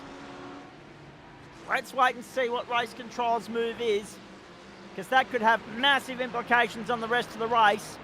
With that many cars compromised on the opening lap, they will have a fast repair at their disposal. But as we know, Adam Lavis, they pit this early, and it's almost certainly a 3-stopper for some of them. There'll be a 2-stop because we've extended. Oh no, normally a 2-stop. Yeah, but if they have a safety car, it might be able to turn out far enough to still make it, because you've only got to get to about, it's roughly about 10 minutes, 12 minutes is where you can still make it on one more stop after that. So. Basically, yeah, it depends. It doesn't look like we're going safety car yet, so could be a bit of trouble, but we'll see how we go. Indeed. Oh boy, how about that? It's been fun so far. Across the line, 1 minute 50. Bradley Carr and Dale Sharp lead the field down to turn 1 for the second time. A lot happened in a very small space of time there, and the interesting thing for mine, I was focused on Dale Sharp at the start there. We'll go back and pick the incident apart from 3 or 4 different angles for you very shortly, folks. We'll just let this play out and wind itself down a little bit, calm itself down a little bit before we go and have a look at some replays. And that's a great start from Aidan Schultz, of course, up 8 spots. So too Tayfun Oz-Turkman, 7 for Mark McNamara and Jason Tierman, 6 for Robert McGrath, 7 for Joe Baldwin. All those guys beneficiaries of the garbage behind them. And pit lane's a hub of activity at the moment. So, Lachlan Thomas, Brian Bullock, Liam Amos, Bobby Camo, Andrew Franklin, all on pit road. The last 3 in the field, Thomas, Bullock and Amos, all on the tow rope. Craig Russell and Brett Bradbury, all of a sudden, looking like heroes in the sense that they started from pit lane. They must have sensed that there would be some sort of garbage unfold. And how right they were. We probably didn't see that coming. Dale Sharp, that was the interesting thing for mine, Adam Lavis. After a while, when we see, oh, trouble! Robert McGrath! Not so good on the rejoin.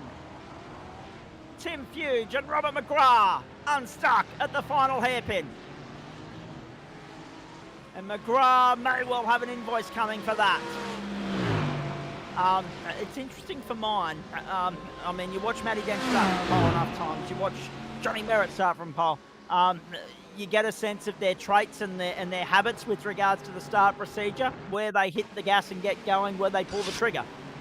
Dale Sharp doesn't often get that opportunity to start from pole position, so it was interesting to see his tactics tonight. They caught a few people napping.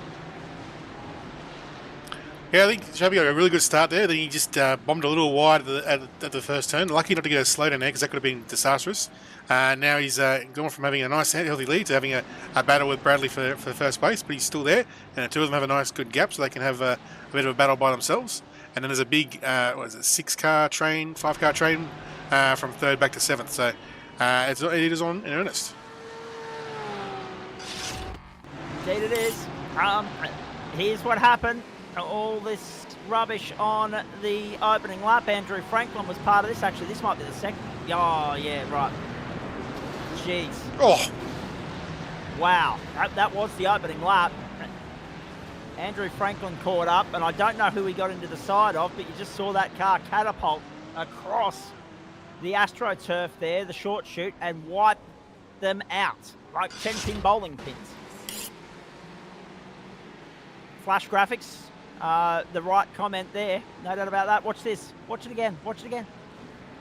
Oh.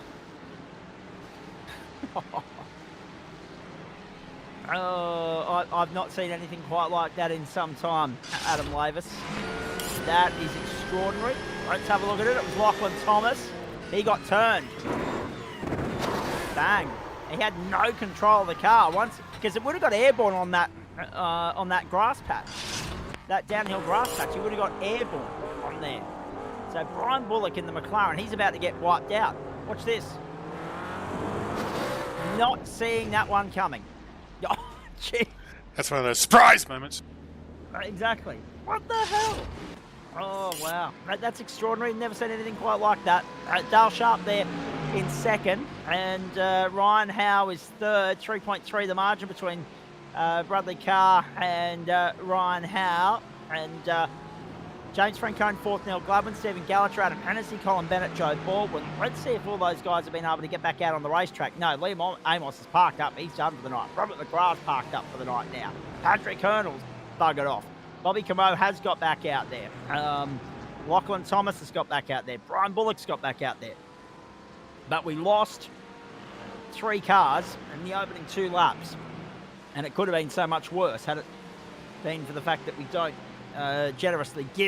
graciously give them a fast repair at the start of the race. Never seen anything quite like that. That's why we keep turning up in season 17 on the platforms of the Gentleman Sim Racing Club, ladies and gentlemen. Never seen an incident like that on our servers before. We don't go out there intentionally looking to wreck, and as we say, there was nothing intentional about that. You won't want to be trying to tell that to Brian Bullock.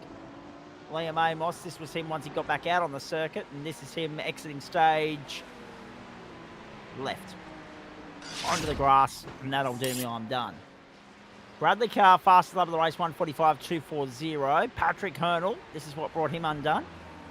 Oh, Carr's just snapped out from under him. The BMW doing Porsche things. Geez, there have been some big wild ride tonight, haven't there? There have been some wild rides tonight, yeah.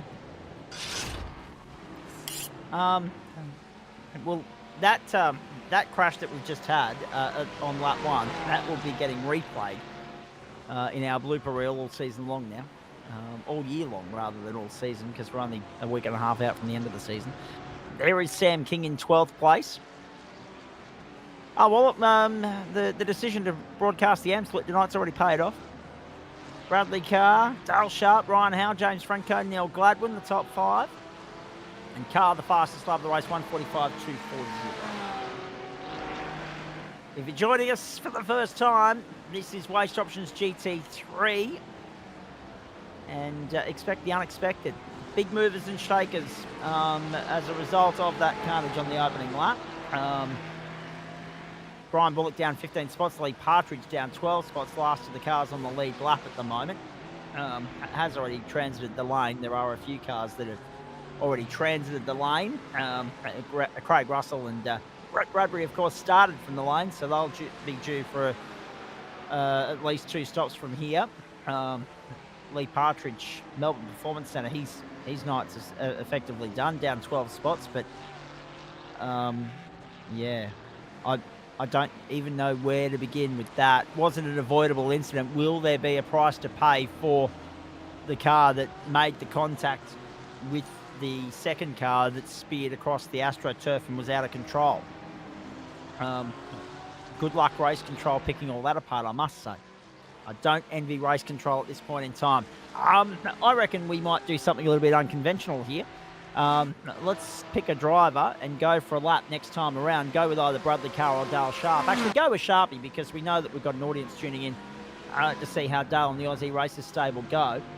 We'll go for a lap with Sharpie next time around, just to give you an idea, ladies and gentlemen, of just how tricky and challenging this circuit actually is. The track map doesn't do it justice because of the rise and fall of it and the undulation around 4.5 kilometres here in Portugal. Of course, the other world famous Portuguese racetrack is Estoril.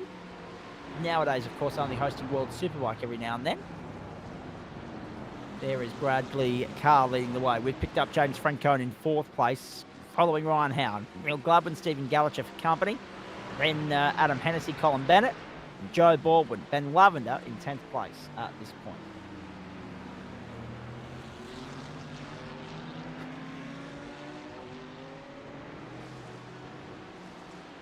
The leaders are making their way around. A final hairpin of this lap. There is Dale Sharp at the moment, just sitting in there patiently, letting Bradley Carr do the work. Drag the train along at the front end of town. There are some clouds around, but we don't believe there's any rain on the horizon here. We'll wait and see. Let's go for a lap of the Algarve circuit in Portimão, Portugal with Dale Sharp.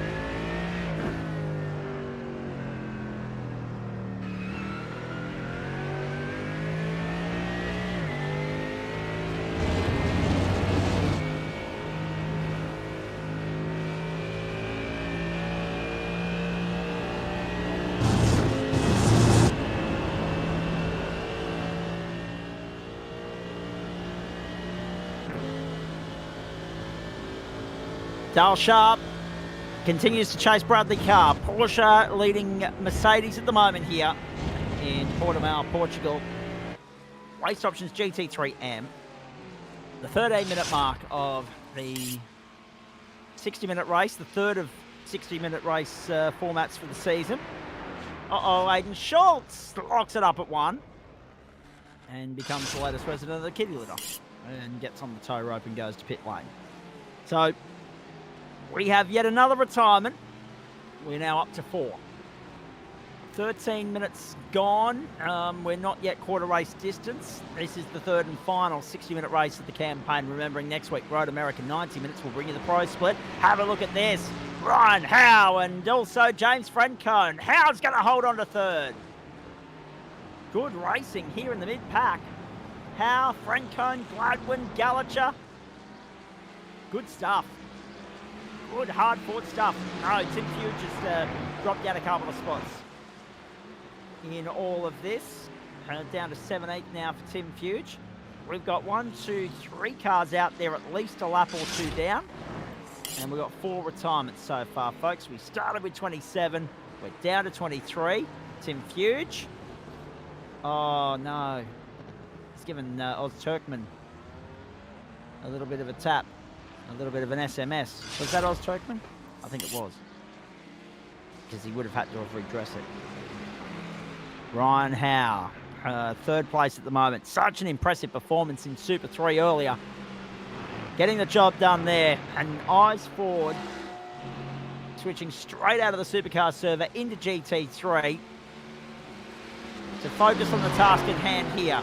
And he's making that Mercedes as wide as he possibly can.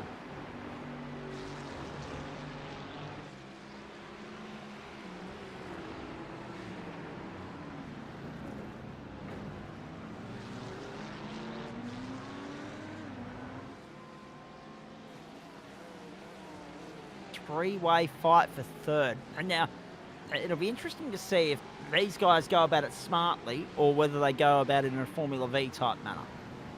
Because if they go about it in a Formula V type manner and start, jostling, they're going to lose the front two even more than what they've already lost them. Those two are out to the tune of 6.8 seconds. That's the gap from Sharp to Howe at the moment, second to third. Sharp's keeping Carr honest. And Sharpie will be happy with the second place finish, but he'd love nothing more than a win. But he'll take a second if he can do it comfortably with these 3 already starting to fall well behind. Out of sight, out of mind.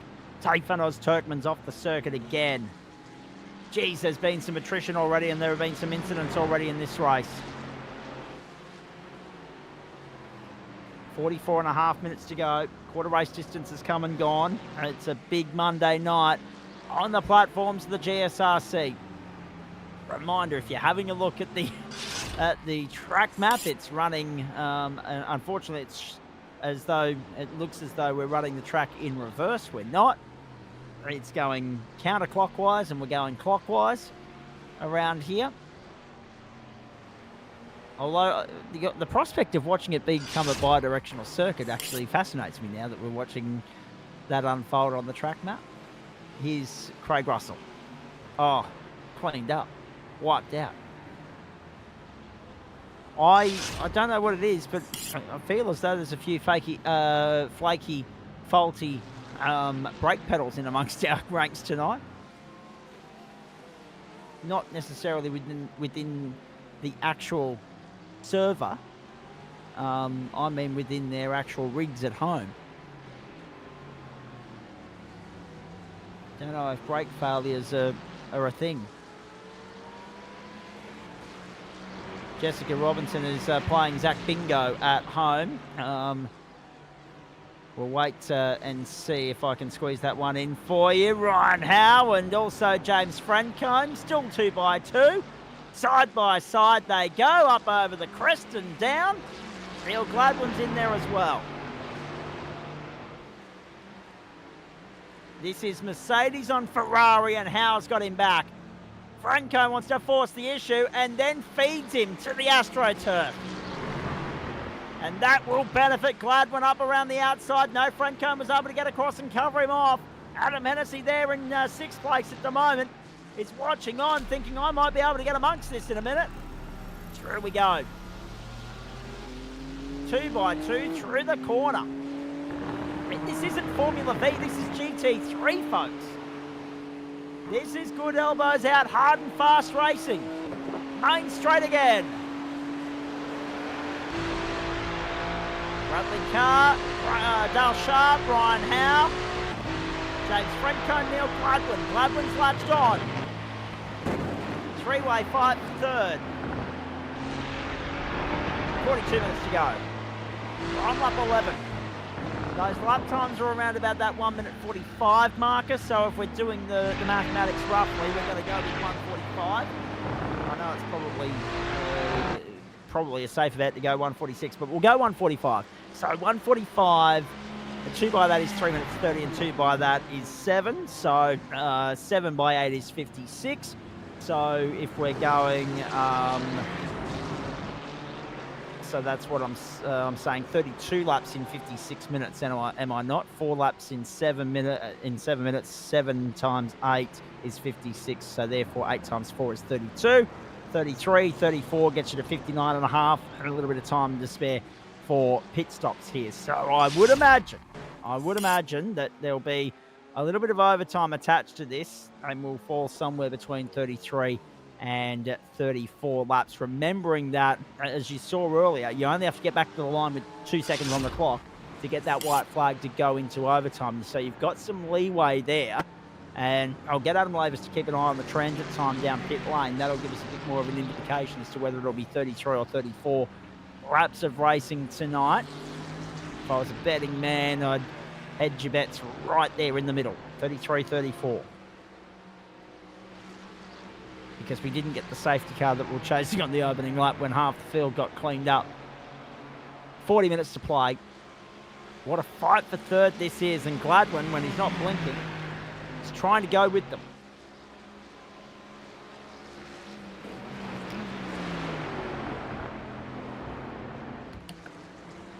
Wide went Howe at 1, but it was just to use a little bit of extra AstroTurf. And as loyal viewers of the show know, that there are different rules at each circuit with regards to stretching the limit of friendship here with track limits. So it would assume as though those little bits of red AstroTurf are fair play at the moment. I believe, yeah, when it has the red or the green painted on the other side of the curb, it's the outside of the curb that's the limit, I believe. Copy that. So you'd have at least 2 wheels on the curb.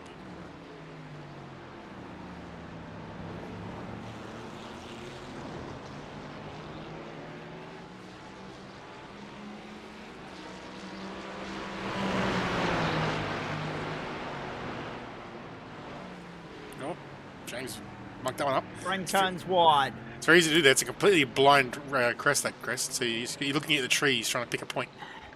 And more to the point, right? Like, I mean, those guys have been going at 10 tenths for the last few laps. So one little slip up, the pressure gets to you. Thankfully, it was a, easy to correct mistake, and it hasn't cost him a terrible amount of time, but it's just the first sign of how much of a pressure cooker race this is becoming at the moment. 12 laps gone, and Bradley Carr's on pit lane. Bradley Carr comes to pit lane, and so does Dale Sharp. Actually, no, it's Sharpie. So Sharpie's gone to pit lane. Now, I thought Bradley Carr's light was lighting up there, but no, it's Sharpie. So Dale Sharp to pit lane. Stephen Galich has already been in on lap 9 as well. And Francone's wide again. Geez, that seems like there might be a problem with either the Spacer or the Ferrari, and there was a car spinning around. Yes. That green car on the exit of turn 1 driver's right is Bobby Camo.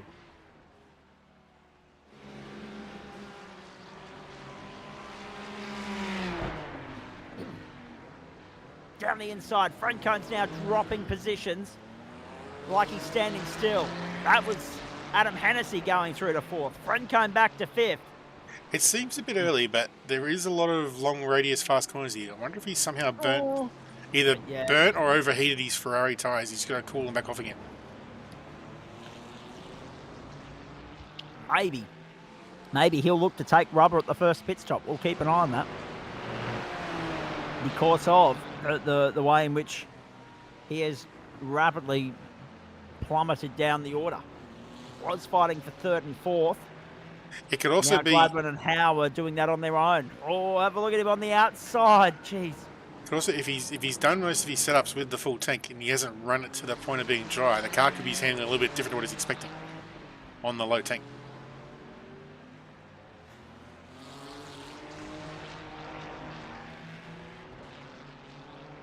Round they come again. Francone there in fourth. Oh, jeez. Nearly chopped off the front of Hennessy through the final corner to the main straight. He doesn't come to pit lane. Hennessy does. Bradley Carr does this time as well. Gladwin, Howe continue on. Francone as well. They're on to lap 14 of the stint. Lap 14 of the car race. 23.5 minutes gone. Carr, Hennessy, Bennett on pit road. Still a lot of drivers to stop. Top 5 yet to stop. Tillman, Ragwani, McNamara and Tim Fuge yet to stop. McNamara is just ahead of Gallacher at the moment. Now that's been corrected. Gallacher for twitchy foot. Lap 9, 14.37 seconds was his stop. Look at this. Dale Sharp! Now that is important. Dale Sharp for the effective race lead on the inside. Whoa! Bradley Carr trying to force the issue. Up through turn 4 on the inside. Couldn't get it done. Carr is hovering all over the back of Sharp like a cheap suit. Goes for the deep dive down the inside. Sharp's forced wide. Carr gets him on the exit. They almost rub panels. The undercut almost worked for Sharpie. It's not over yet. Carr around the outside trying to cover him off. Goes wide. Sharp down the inside. Oh boy. This battle has all of a sudden ignited in Portugal. Dale Sharp in the Merc. Ahead of Bradley Carr in the Porsche. German engineering fighting for the lead of the car race. The Oz E-Racers stablemate of Dale Sharp is the effective race leader. Gladwin, Howe and Francone to pit lane at the end of lap 14. So too Joe Baldwin. And I would assume that Benny Lavender will follow them in as well, and he does. What can Bradley Carr do here in response? Sharpie went a little bit lighter in terms of the amount of time he was stationary for. 17.42 played 18.3, and it's enough to see him hit the front. So the pole sitter gets back to the top of the summit, but we're not yet at half race distance.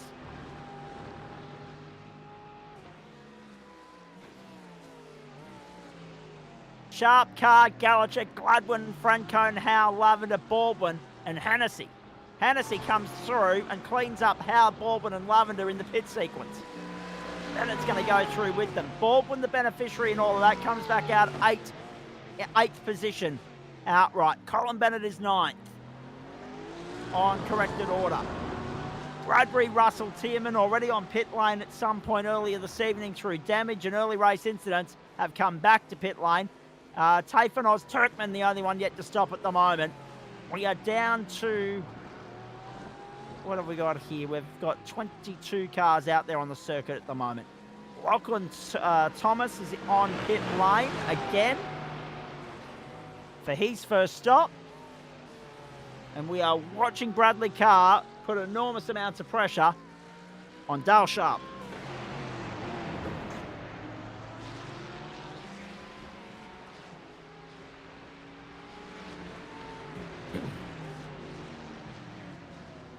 McNamara there in 17th, all over the back of Tim Fuge. Andrew Franklin's there for company as well, for good measure.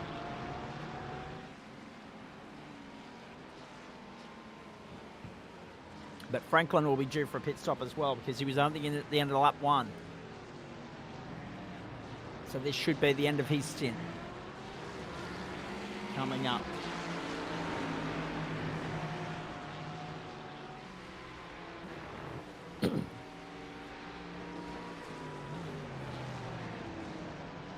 great to see, I must say, as someone that can remember the late 90s, the early noughties, and the popularity of swimming in this country at its peak back then. Great to see prime time Olympic swimming trials and Australian Swimming Championships action back on the wide world of sports. And great to see it back in prime time on the main channel. And it's really good stuff.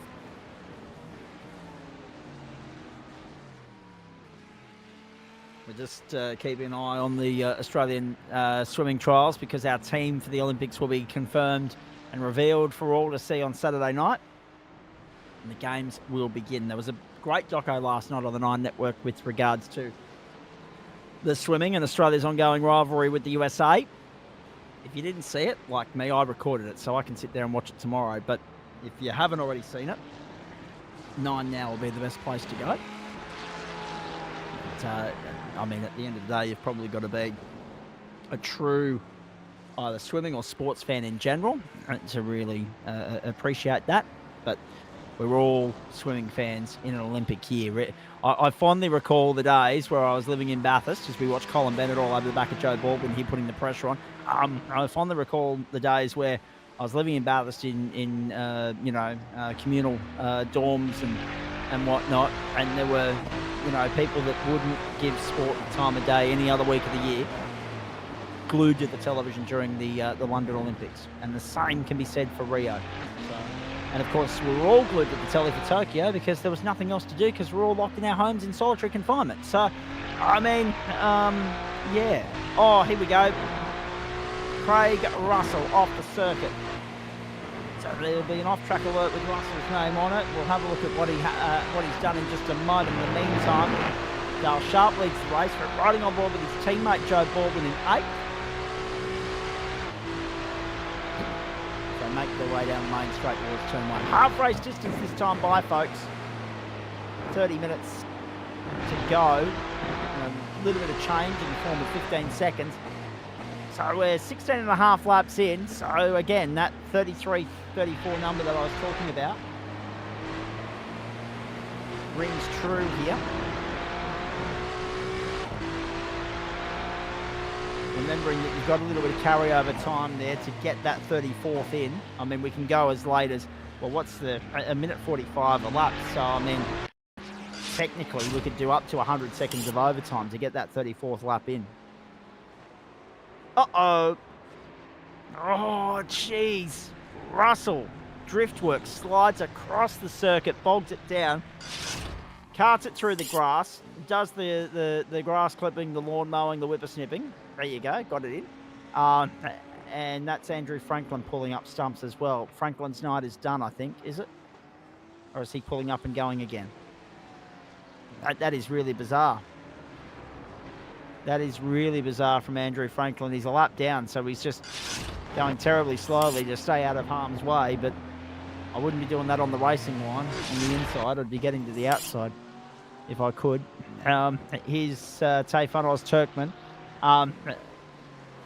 But yeah. Uh-oh. For the second time tonight. We see Ozturkman cut the corner there. Joe Baldwin didn't get away with it when he cut the grass in Motegi. Japan. Adam Hennessy there in 6th place. I've lost train of thought there in all of that. No, so we could do up to 100 seconds of overtime in order to get a 34th lap in here, which is what that's exactly why I'm leaning towards that number tonight. 34 laps with 2 transits of the lane. Dale Sharp's done the first of those. We remember that in about 3 minutes' time, we're going to hit that critical lap number and critical time marker with regards to being able to top up and get home. So what will the strategy play be this time round? Who's going to jump early? Who's going to zig when the others zag?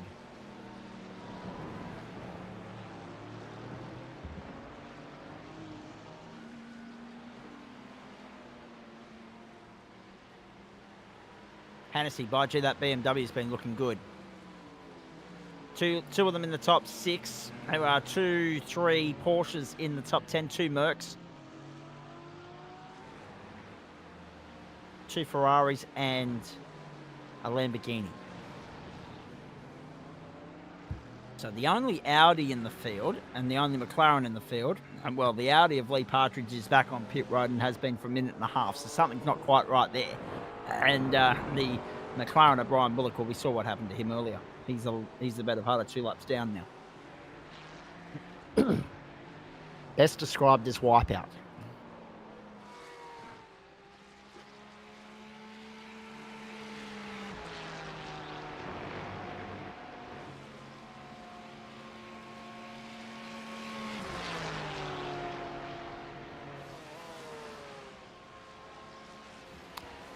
Eighth is Joe Baldwin, and we're standing some serious pressure here from Colin Bennett. Down the inside, Bennett, no. Had a serious think about it, had a look, had a lunge, and then pulled out of it. He probably could have gone for that, but he backed out of that. He probably was able. He's probably like second guessed himself and just pulled out. But yeah, he almost had that close enough to get that move done.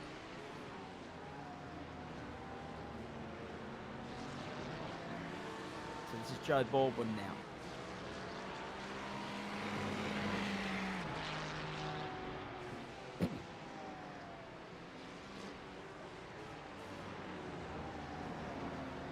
So Sharpie's managed to just slightly eke a lead out. He's sticking to the low 45s. Bradley's slipped to the mids.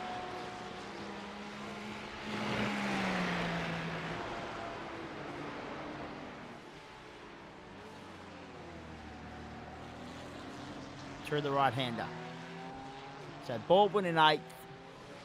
In the Ferrari, 1 or 2 in the top 10. Franco being the other one. It looks as though Franco might have been able to sort himself out. He's back punching out 1 minute 46.2s. He's put 3.4 seconds between himself and Ryan Howe, but he's 4 seconds away from Neil Gladwin at this point. Across the start-finish strike, Ryan Howe in 6th.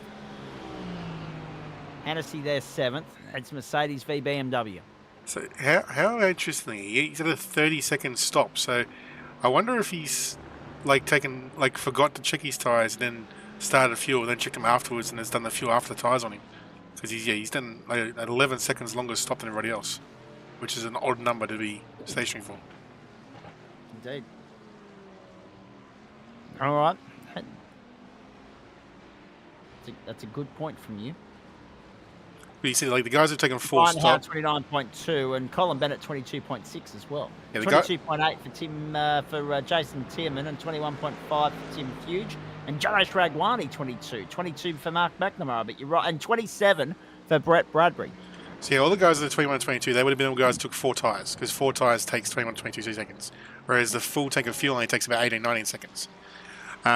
So most of the guys who are a little bit savvy will only take 2 tyres at a stop, just to get them done within the fuel window.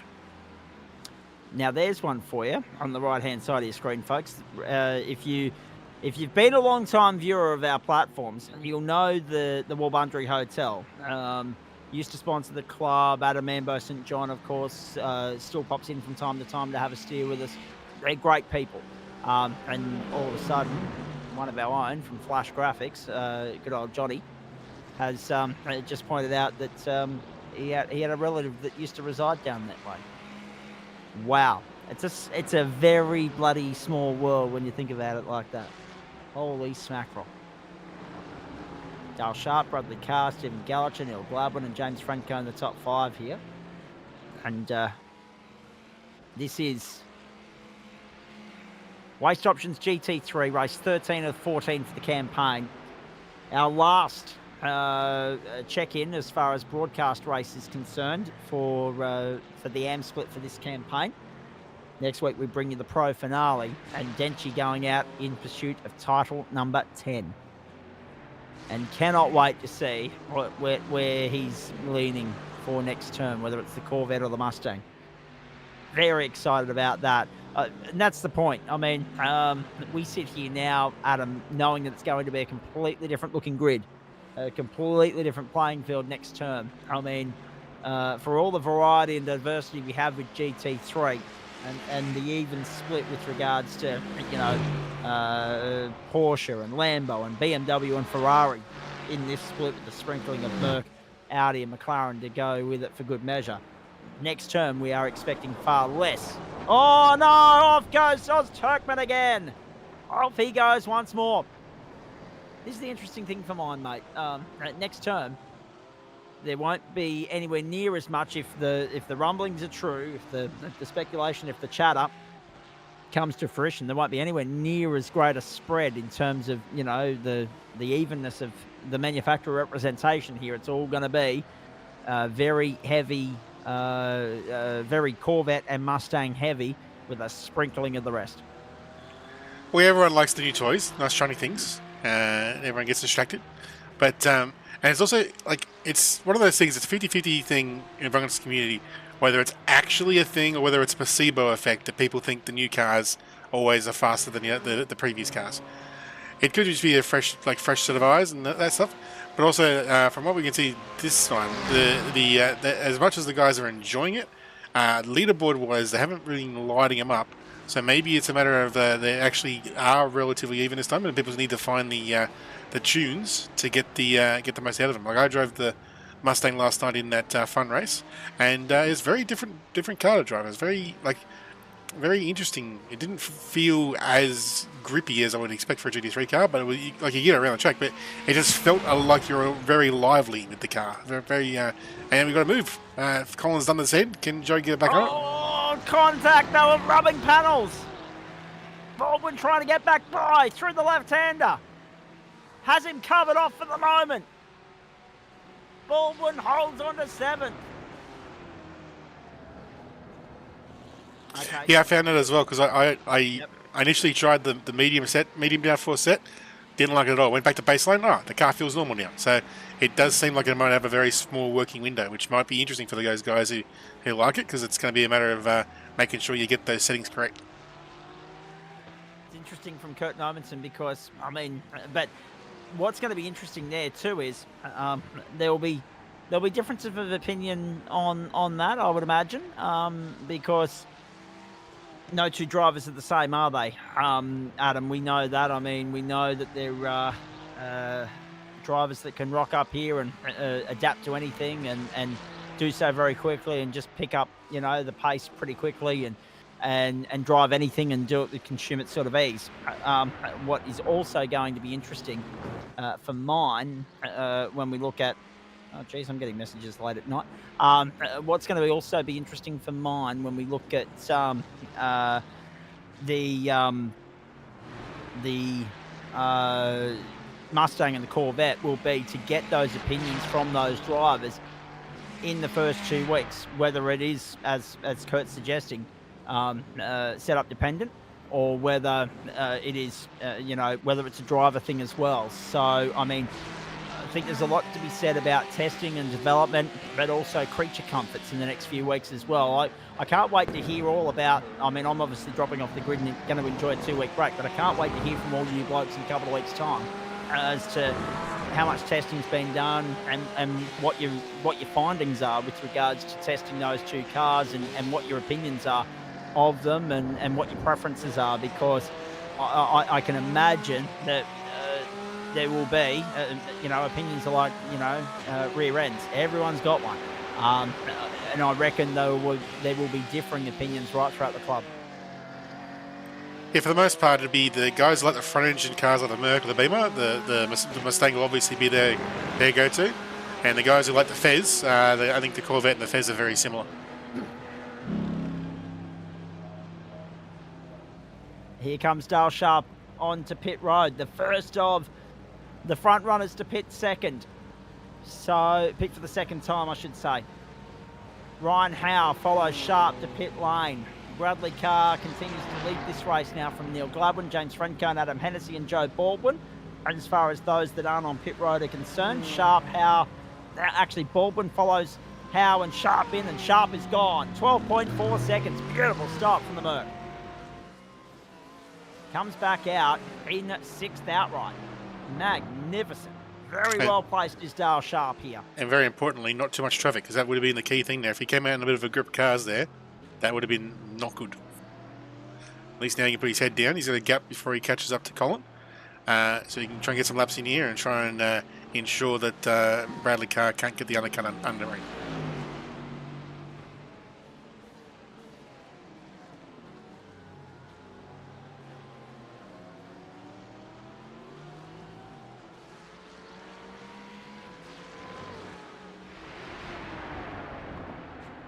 Oh, wide at turn 1 for Tim Fuge. Flirting with the limits there, no doubt. And under pressure from Baldwin here. Well, this is the opposite. But Joe has stopped twice already. Fuge has not yet come in for his second stop. This is the opposite case. So Joe's come out behind Tim. So if Tim holds Joe up here, this could be good for Colin Bennett's race.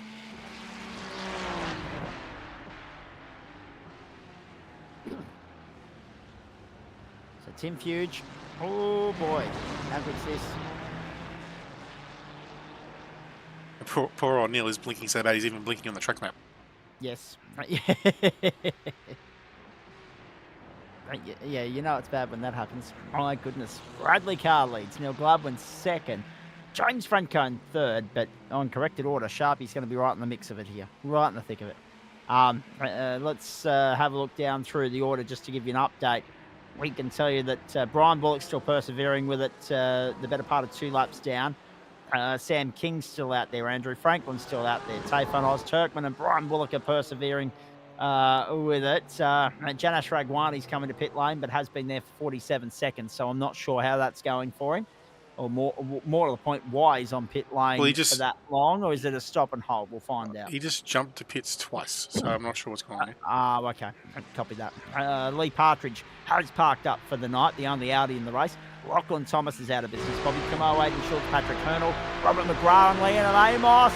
And have a look at this in the meantime. Down the main straight, Baldwin all over the back of Tim Fuge. Doesn't need to race this intently with him because Fuge has still got to stop a second time, but there goes Baldwin to the inside. Got him. Well done. Forceful from Trucker. Oh no! Fuge got into the back of him. Slid it through, bogged it down. Joe can breathe a sigh of relief.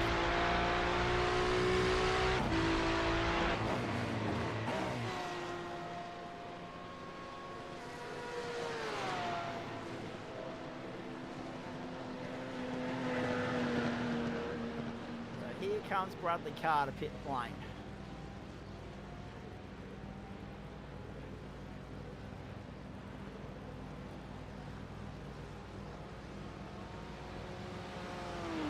Final pit stop for the only man really standing in the way of Dale Sharp and potential race victory here. He was on the jacks real quick there, so I reckon he only took 1 tyre, not even 2. Copy that. Here we go. Ooh. Down the main straight. This is going to be close. This is going to be tight. Bradley Carr to the inside. And Sharpie around the outside has got him, but it's close. It's really close.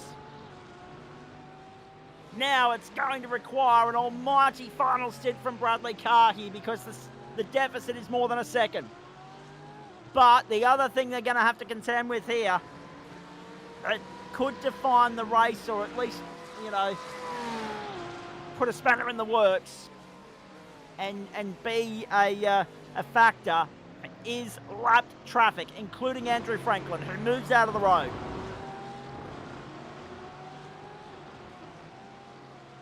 And does so without interfering or compromising any of those around him. But Sharpie's the effective leader in 4th. We're on lap 26. We are, as I say, I reckon we're 8 laps from home. 34 is the number I'm punching at the moment, based on the lap times here. Dale Sharp last time around, 1:45.121, only 0.02 of a second slower than his outright fastest lap tonight, 1:45.101. 1:45.089 for Bradley Carr is the fastest lap of the race. So that's 0.012 of a second between the 2 fastest laps of the night from the 2 men that are fighting for the rights to win this race. So in the battle between Baldwin and Bennett, Joe's come out with a 6-second lead, 7-second now. But Joe's also done the quickest stop. He's only done a 9.5-second stop. Everyone else has done a 12-second plus. So has Joe cut himself short here? Has he miscalculated, or has he done the right thing? Now, just look at that number there. It was beyond 12:35, right?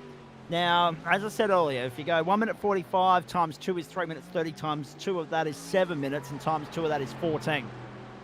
So, by virtue of the fact that a minute 45 off 14 minutes is 12:15, by virtue of the fact that we got back to the line on the north side of that, we'll get back to the line with about 20 minutes left on 20 seconds rather left on the clock. In regular time, we will go into overtime. We'll get a 34th lap in tonight. So there you go. The old calculator's going okay after the long weekend. And compliments of the King's Birthday long weekend holiday to everybody except for our loyal viewers in the not so progressive and civilised states of Queensland and Western Australia, by the way, ladies and gentlemen. You don't observe it until the last Monday of September and the first Monday of October, respectively. Yet to prove that, those two states that I've just mentioned are just a little bit out of whack and they're a little bit different.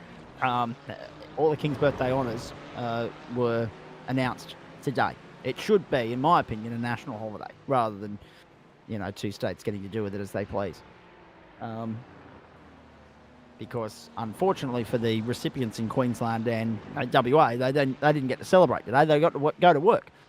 They will celebrate it almost. It'd be like celebrating Christmas at Easter. So, the time difference between when they actually are acknowledged and by the time they get to observe the holiday. Ridiculous. So I assume when the holiday was first created, it would have been the actual birthday of the current reigning monarch at that point in time. Possibly so, yeah. Because it hasn't been for at least the last two. Well, that's right. It hasn't been. No, you're right. But I mean, if you're going to have as the Commonwealth of Australia, not the Commonwealth of Queensland, or the Democratic Republic of Western Australia, as I like to call it, courtesy of Mark McGowan and his COVID politics. It's the King's Birthday, the Commonwealth of Australia. It should be, like New Year's Day, like Australia Day, it should be a national holiday. Oh, geez, that was tight. Brett Bradbury did well there not to be cleaned up by Sam King, who still gets him on the exit on the inside. Bradbury fights back on the inside to the next corner. They are still side by side here. Porsche v Porsche. King up on the outside now. Whoa, trouble. Bradbury gone. Up and into the arm car, and that's a big hit. And that is unfortunate for Bradbury, who'd been having a pretty good run up until that point. And that will be pit stop number 2 for him tonight.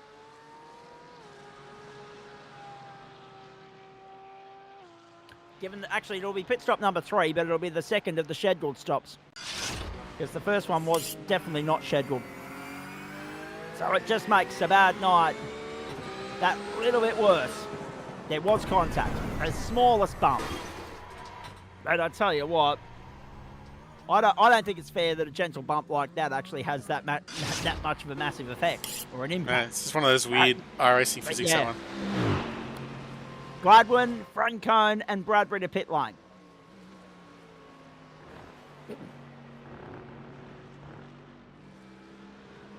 All happening here on a Monday night. 8 minutes left on the clock.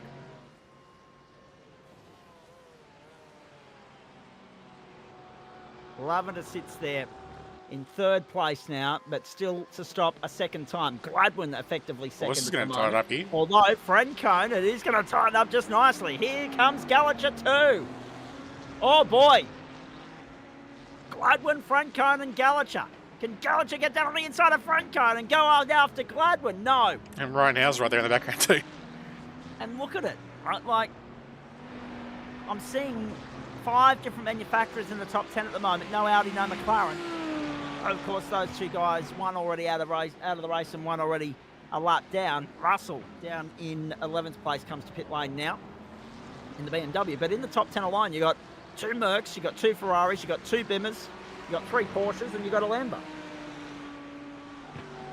So a great spread of manufacturers in the top 10 here, and I guess Adam, we've watched enough of these races now to know that is one of the great ingredients of M-split racing, that manufacturer spread is a lot more broad, a lot wider than what we see in GT3 Pro. I mean, when was the last time we saw a Merc doing good things in GT3 Pro? When was the last time we saw a Lambo doing good things in GT3 Pro? Obviously, Porsche, BMW, Ferrari, they've been prominent there for a while, but it's great to see, and Audi as well in the form of Digi this term.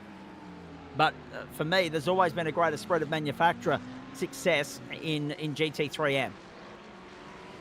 Yeah, I love the AM, because a lot of the AM boys, it's more for these guys with them still learning to find that last couple of tenths that the pro guys have. For them, sometimes it's more about the car that feels the best more than the one that has that little edge. Because sometimes the one that can be faster is harder to drive and get the time out of it. So sometimes it's safer to go with the car you're comfortable with and get your own time out of it that way. 6 3/4 minutes to go. So we're inside 4 laps to go next time by the line for Dale Sharp. We're 5 laps from home, folks. We are. Hang on, what was that going on with the physics? Was that tyre rubber bouncing off? So I was just going to say, so if you wonder what the debris is, when poor old Godwin has his drops down, when he drops back in, the game's dropping him back on the track and he's bringing up debris.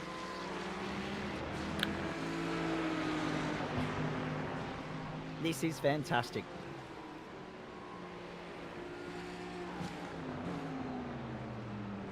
This is an awesome fight between Gallacher and Howe for 5th in the motor race. Joe Baldwin's had a great run. Positional gains tonight. Haven't done too much on this just yet. 9 for Baldwin, 5 for Russell, 8 for McNamara, 5 for Tierman. All of these are plus, by the way. +5 for Franklin as well. 9 for Trucker seems to be the biggest number so far. 7 for Tayfun Oz Turkman. 5 for Bobby Camo. Yeah, so 9 positions gained for Joe Baldwin. Seems to be the pick of the bunch at the moment. And he's even well placed if it becomes 8 because he succumbs to the pressure of Adam Hennessy, because he's still further up the grid than Mark McNamara, who has also got +8 to his name. Sharp the leader. Car in second. 3 seconds the margin. 4 laps to go. 3.5 now for the race leaders. And in the meantime, good evening to Justin Stevens, just tuning in and joining the broadcast. Remember, we're live and free across Facebook, Twitch and YouTube, the platforms of the GSRC. It's great to have you along for the ride. Oh.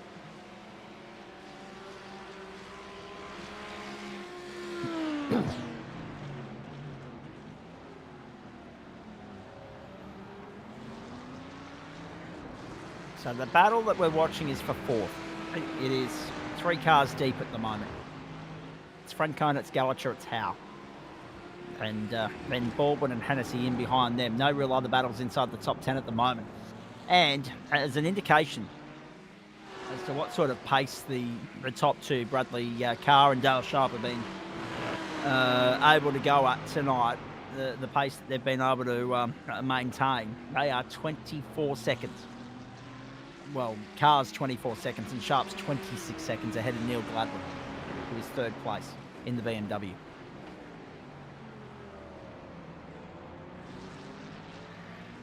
There is Gladwin just ahead, only 1.4 seconds on Francone. So, oh geez, Francone's wide again. So twitchy foot, 3rd and 5th at the moment. Oh geez. Gladwin disappearing, Blinky Billing again. He'll have his fingers crossed that he can continue to Blinky Bill for the next 3.5 minutes. You'd hate packet loss right about it now, wouldn't you?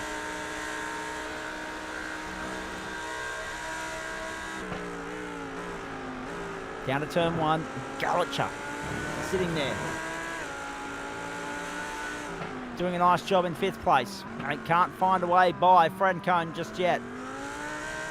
Francone's obviously had a little bit better run in his 2nd stint or 3rd stint with his tyres.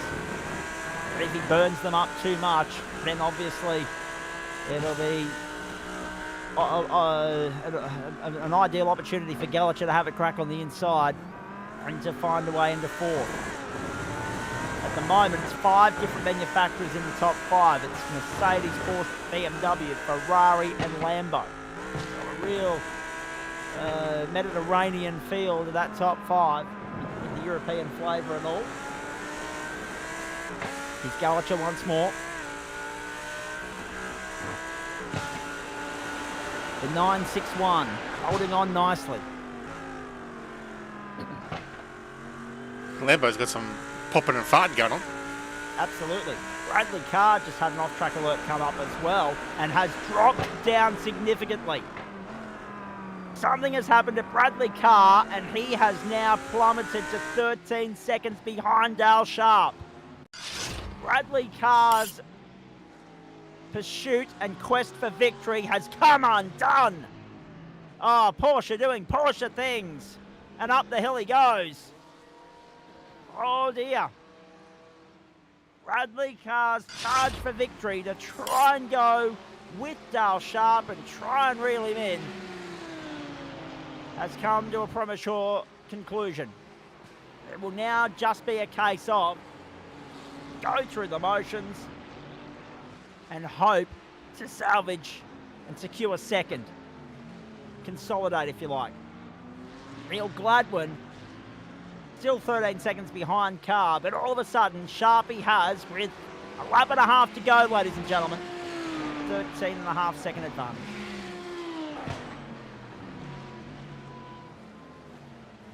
The Algarve International Circuit, the race server kicked into motion at 4 o'clock local time there in Portugal. So we'll be on 6 o'clock server time now. 7 minutes past, in fact. Still 33 degrees, the track tempered 25, the ambient here. And 12, 11 kilometre an hour winds. Cloudy conditions, 38% humidity. No rain though. We got lucky. Just to educate you, so you know. So there is wind direction. Annoyingly, it's in a degree system. So right above the temperature, that 27 degrees, that's the degrees of the wind. So it's basically a north-northeasterly at the moment. No, basically north. Yep. Oh yeah, I was going to say if it was closer to 45, you'd be saying north-northeast. Yeah. So 90 would be east. 180 would be south. 45 would be northeast. So half that is north-northeast. Yep. White flag in the air. Sharpie's on his way home. Mercedes and Aussie races about to come to the top step of the summit in Waste Options GT3 AM and sets us up nicely for the season finale next week. Sharpie's not in championship contention. We haven't mentioned Eduardo Zamora tonight, so that's going to work out nicely for James Francone. No Chris Bleakley either, so truth be told, Francone's looking good here. Despite the fact that he's got Carr ahead of him and so too Gladwin. James Francone's looking good. Tries to keep Stephen Gallagher at bay on the final lap. What about this from Dale Sharp though? Gallagher has a lunge on Francone, can't get it done. The final corners of the final lap of the final 60-minute race of the campaign. What a performance from Dale Sharp to convert pole into victory. Dropped to second on the opening lap, but has led pretty much from the end of the opening round or sequence of pit stops all the way through. And Bradley Carr's slip up a few moments ago basically made Sharpie's job for the rest of the race a very simple task and a very easy, lacking in pressure requirement. Across the line, the checkered flag is out. Victory is Dale Sharp's. Job is done in Portugal. Second to Bradley Carr. It certainly took the pressure off Dale Sharp, and it meant that he would be in a position where he could wind the wick back a little bit. He didn't have to go at 10 tenths, and it was evident in the last lap there. He eased off to a 146.514 in the end, and still won by 13.5 seconds. Gallagher. Oh no, Gallagher throws it away. Will come home in 6th, behind Ryan Howe. Francone in for 2nd. Gladwin went 3rd. 7th is going to go to Joe Baldwin, up 9 spots. 8th to Adam Hennessy. 9th to Colin Bennett. And 10th to Benny Lavender. Sam King still all over the back of Tim Fuge. Craig Russell's in there as well, 13th. McNamara, Tierman have already come home. So these guys, with Russell in behind them, are the last cars on the lead lap. Only 13 cars on the lead lap at the finish is rather extraordinary.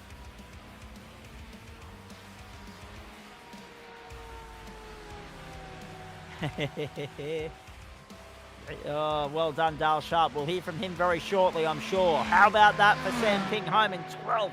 Tim Fuge was 11th. Craig Russell 13th. What a night we've had in Portugal. I'm interested to see what the victory celebration is going to be for Sharpie tonight. He's already parked up, so. Oh, really? Oh, come on, Sharpie. That's anticlimactic. Oh, dear.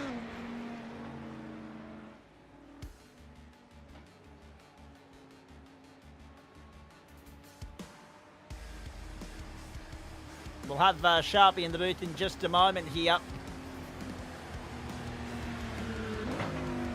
In fact, he hasn't mucked around. Instead of staying out there on the racetrack, Adam Lavis, and doing the traditional skids and donuts and drifting and burnouts and whatever else, he's jumped straight into central commentary. Hey, Sharpie, well done, mate. What about that? Oh, cheers, man. Pretty stoked with that. And so you should be, mate. Talk us through it, because at the end of the day, as I said in the call, you were able to convert pole into victory, but not without some serious, 50-odd minutes worth of pressure from one of the guys that's a good peddler in the real world, young Bradley Carr.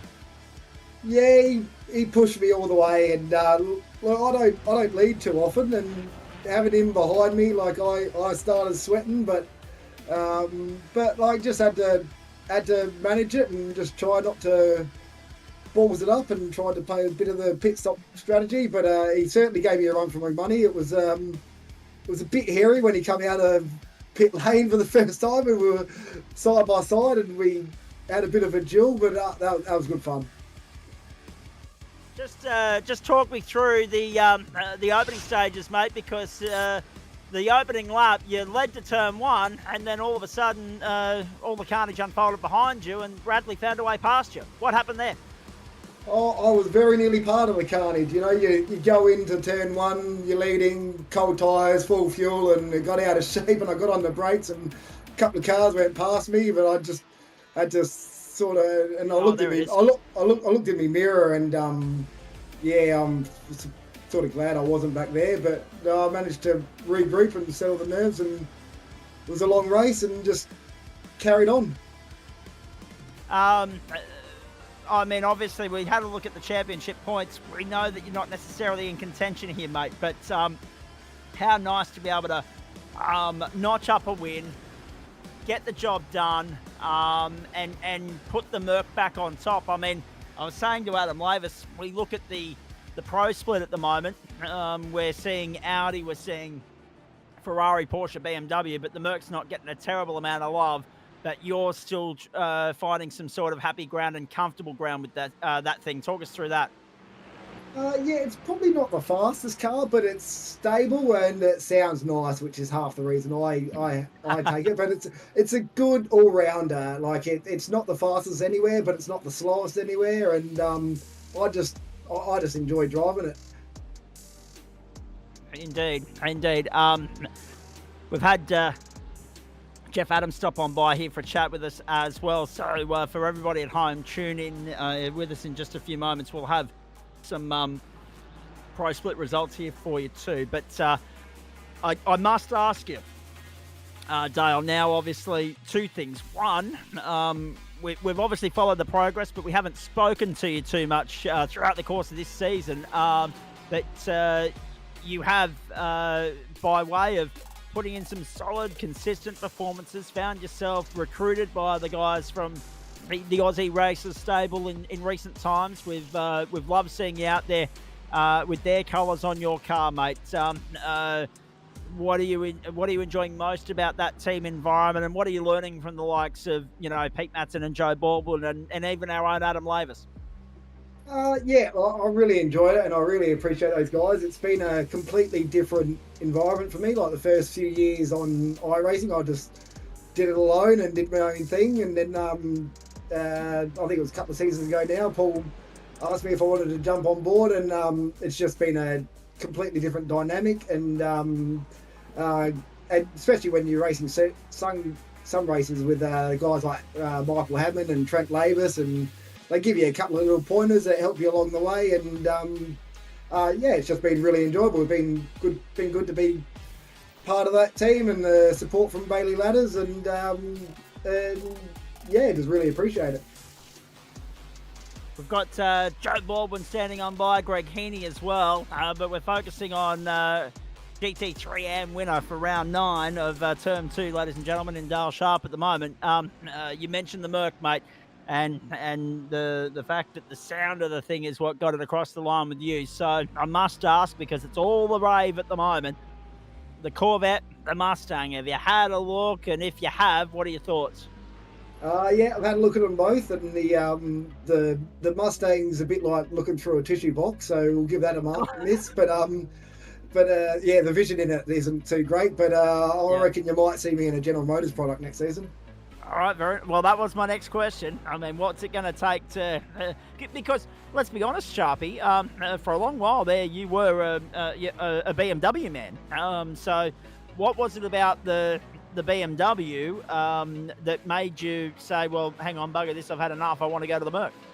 I had a couple of average results last season, and like any good driver, you blame the car. So yes. So yeah, I started driving the Merc with David Christensen in the Enduro series. So that was half the reason. I thought I'll do as many laps in the Merc as I can. But yeah, like the BMW and GT4. I mean, you'll never get me out of that BMW. I just love that car. But yeah, GT3, that one's the BMW's at the back of the shed, and probably going to stay there, I think. Indeed. Now, as far as the Corvette's concerned, so you said you've had a look at the Mustang. Have you actually had a play with the Corvette yet? Yeah, I've done a couple of laps and done a few of the week 13 officials, and yeah, it's a bit different, but yeah, we'll have a go at it next season. All right, we're excited about that already.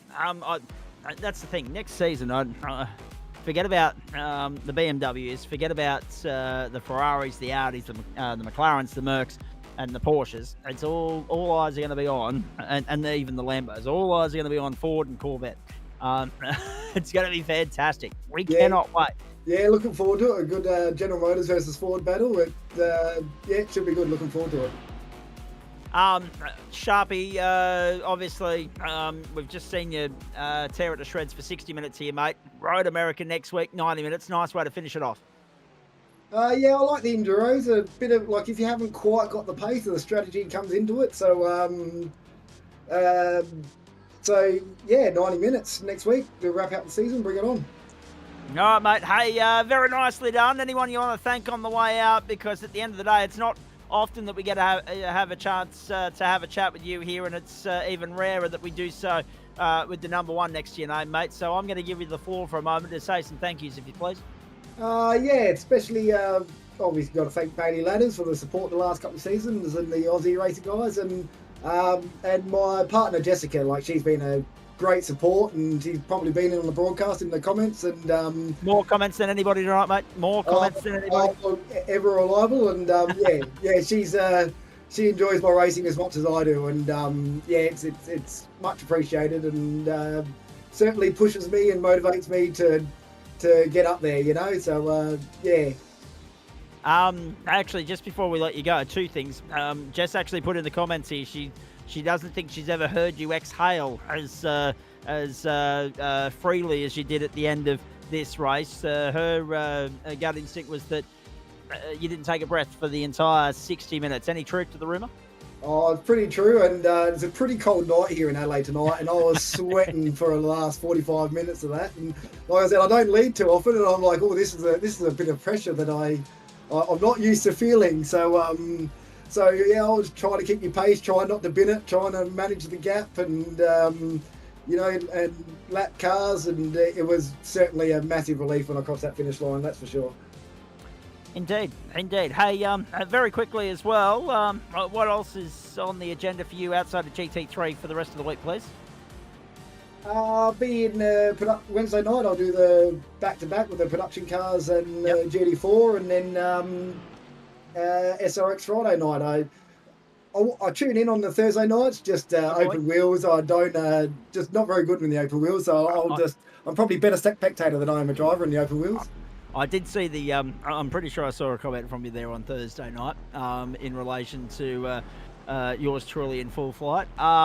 So thank you for that. And the other thing I was going to say too is when you talk about Adelaide, I know a few people over in that part of the world, even one motorsport contact in Canberra actually is talking about moving back over that way, and he's saying, "Oh, you'll have to come and visit." Well, tell Adelaide to me. Give me a legitimate reason to actually pack up, apart from daylight saving, because that's a given. That's an obvious benefit of going to Adelaide in the summer months. That's the number 1 point I was going to go. That's number one. Aside from that, give me a legitimate reason to actually pack up and go. I haven't been to Adelaide since 2011. I haven't, as you can tell, I haven't rushed back yet. But if I do get over that way, Sharpie, I'll make sure I catch up with you. Hey, mate, well done again. Solid performance tonight, and testament to the improvement that we've seen in you as a race car driver for much of the season, mate. So well done, and look forward to seeing you finish it off at Road America next week.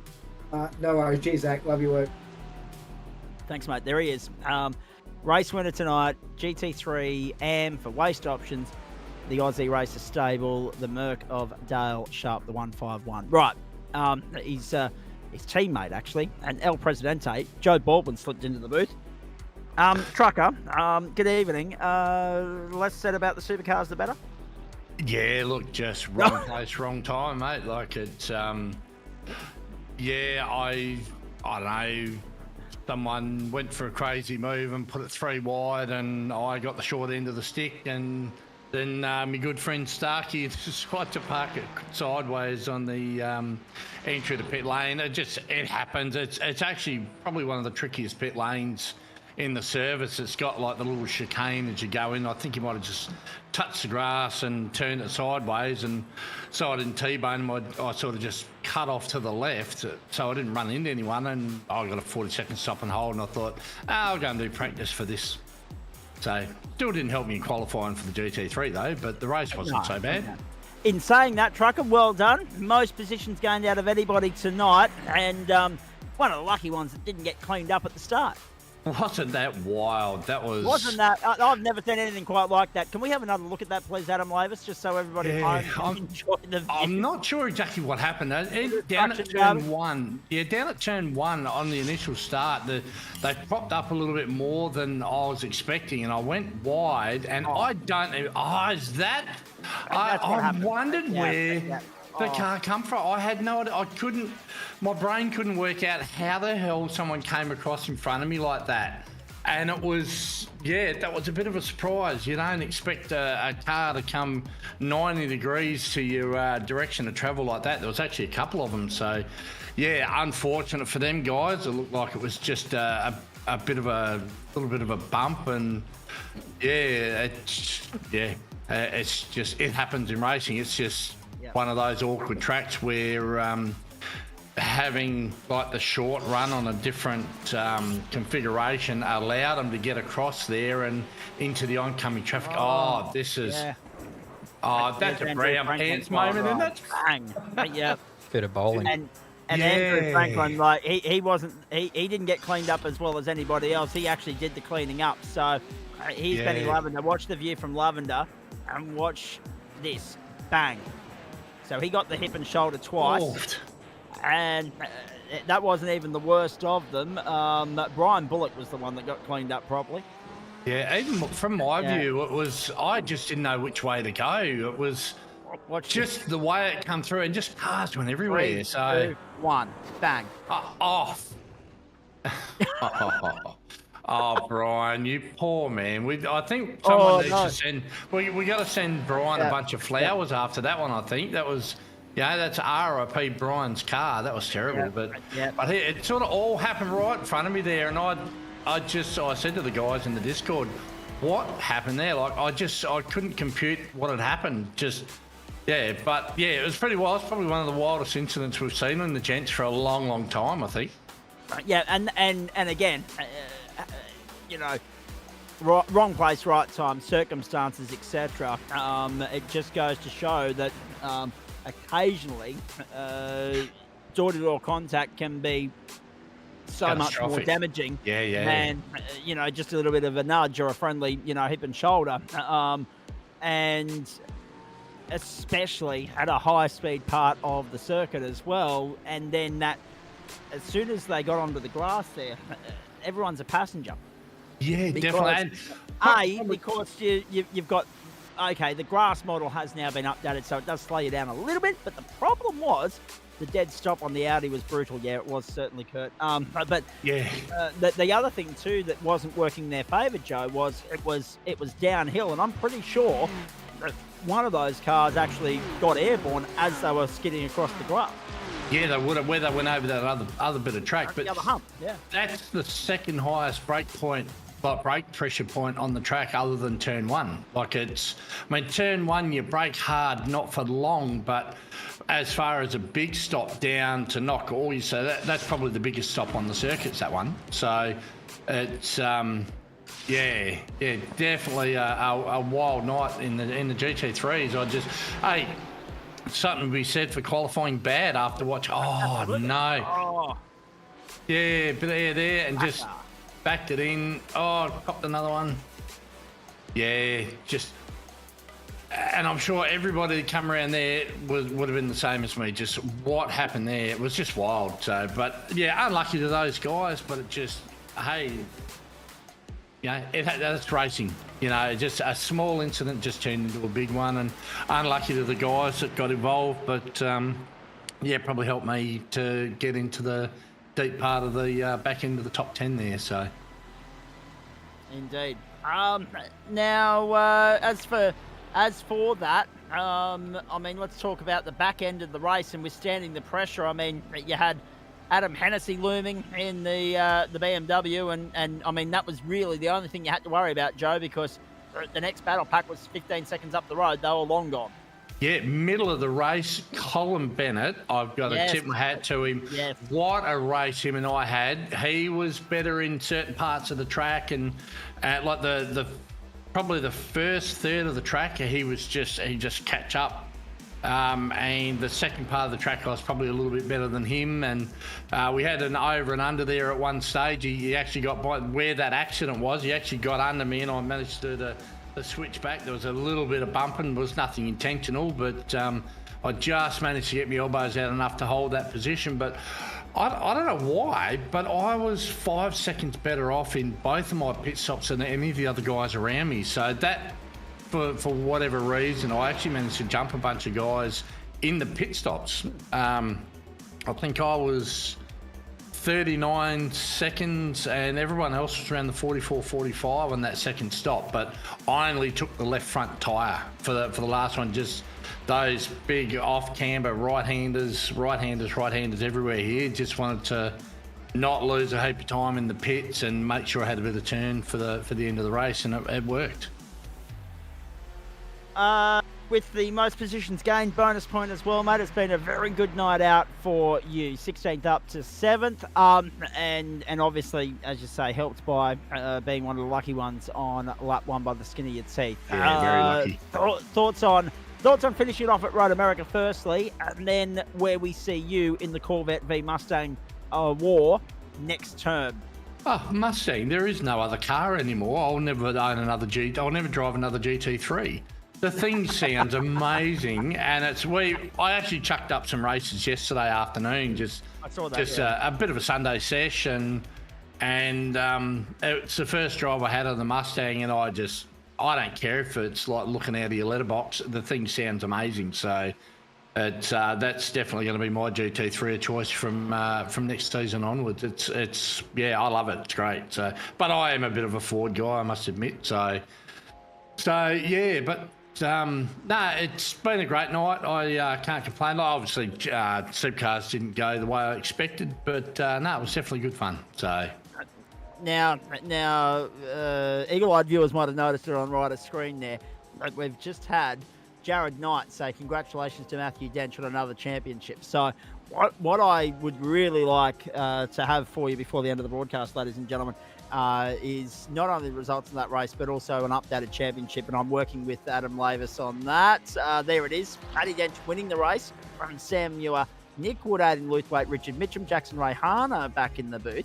Ben Woods, Dave Oliver, Colby Cowan, Andrew Neal, and Mark Gomez in 11th there. 31 laps led for Denchi out of 34. Clinical, dominant performance from the champion-elect. But the point of the matter is he only had 59 points on 90 going into that round. 90 didn't have any drop rounds, and 90's not in that top 10 there. So if we scroll down, we might actually see where Jared Knight got to. Down 12th. in 12th. Down in 12th, yep, okay. Sergey 13th. Jeff Adams was here momentarily. I apologise to those two gentlemen that have already left that I didn't get to.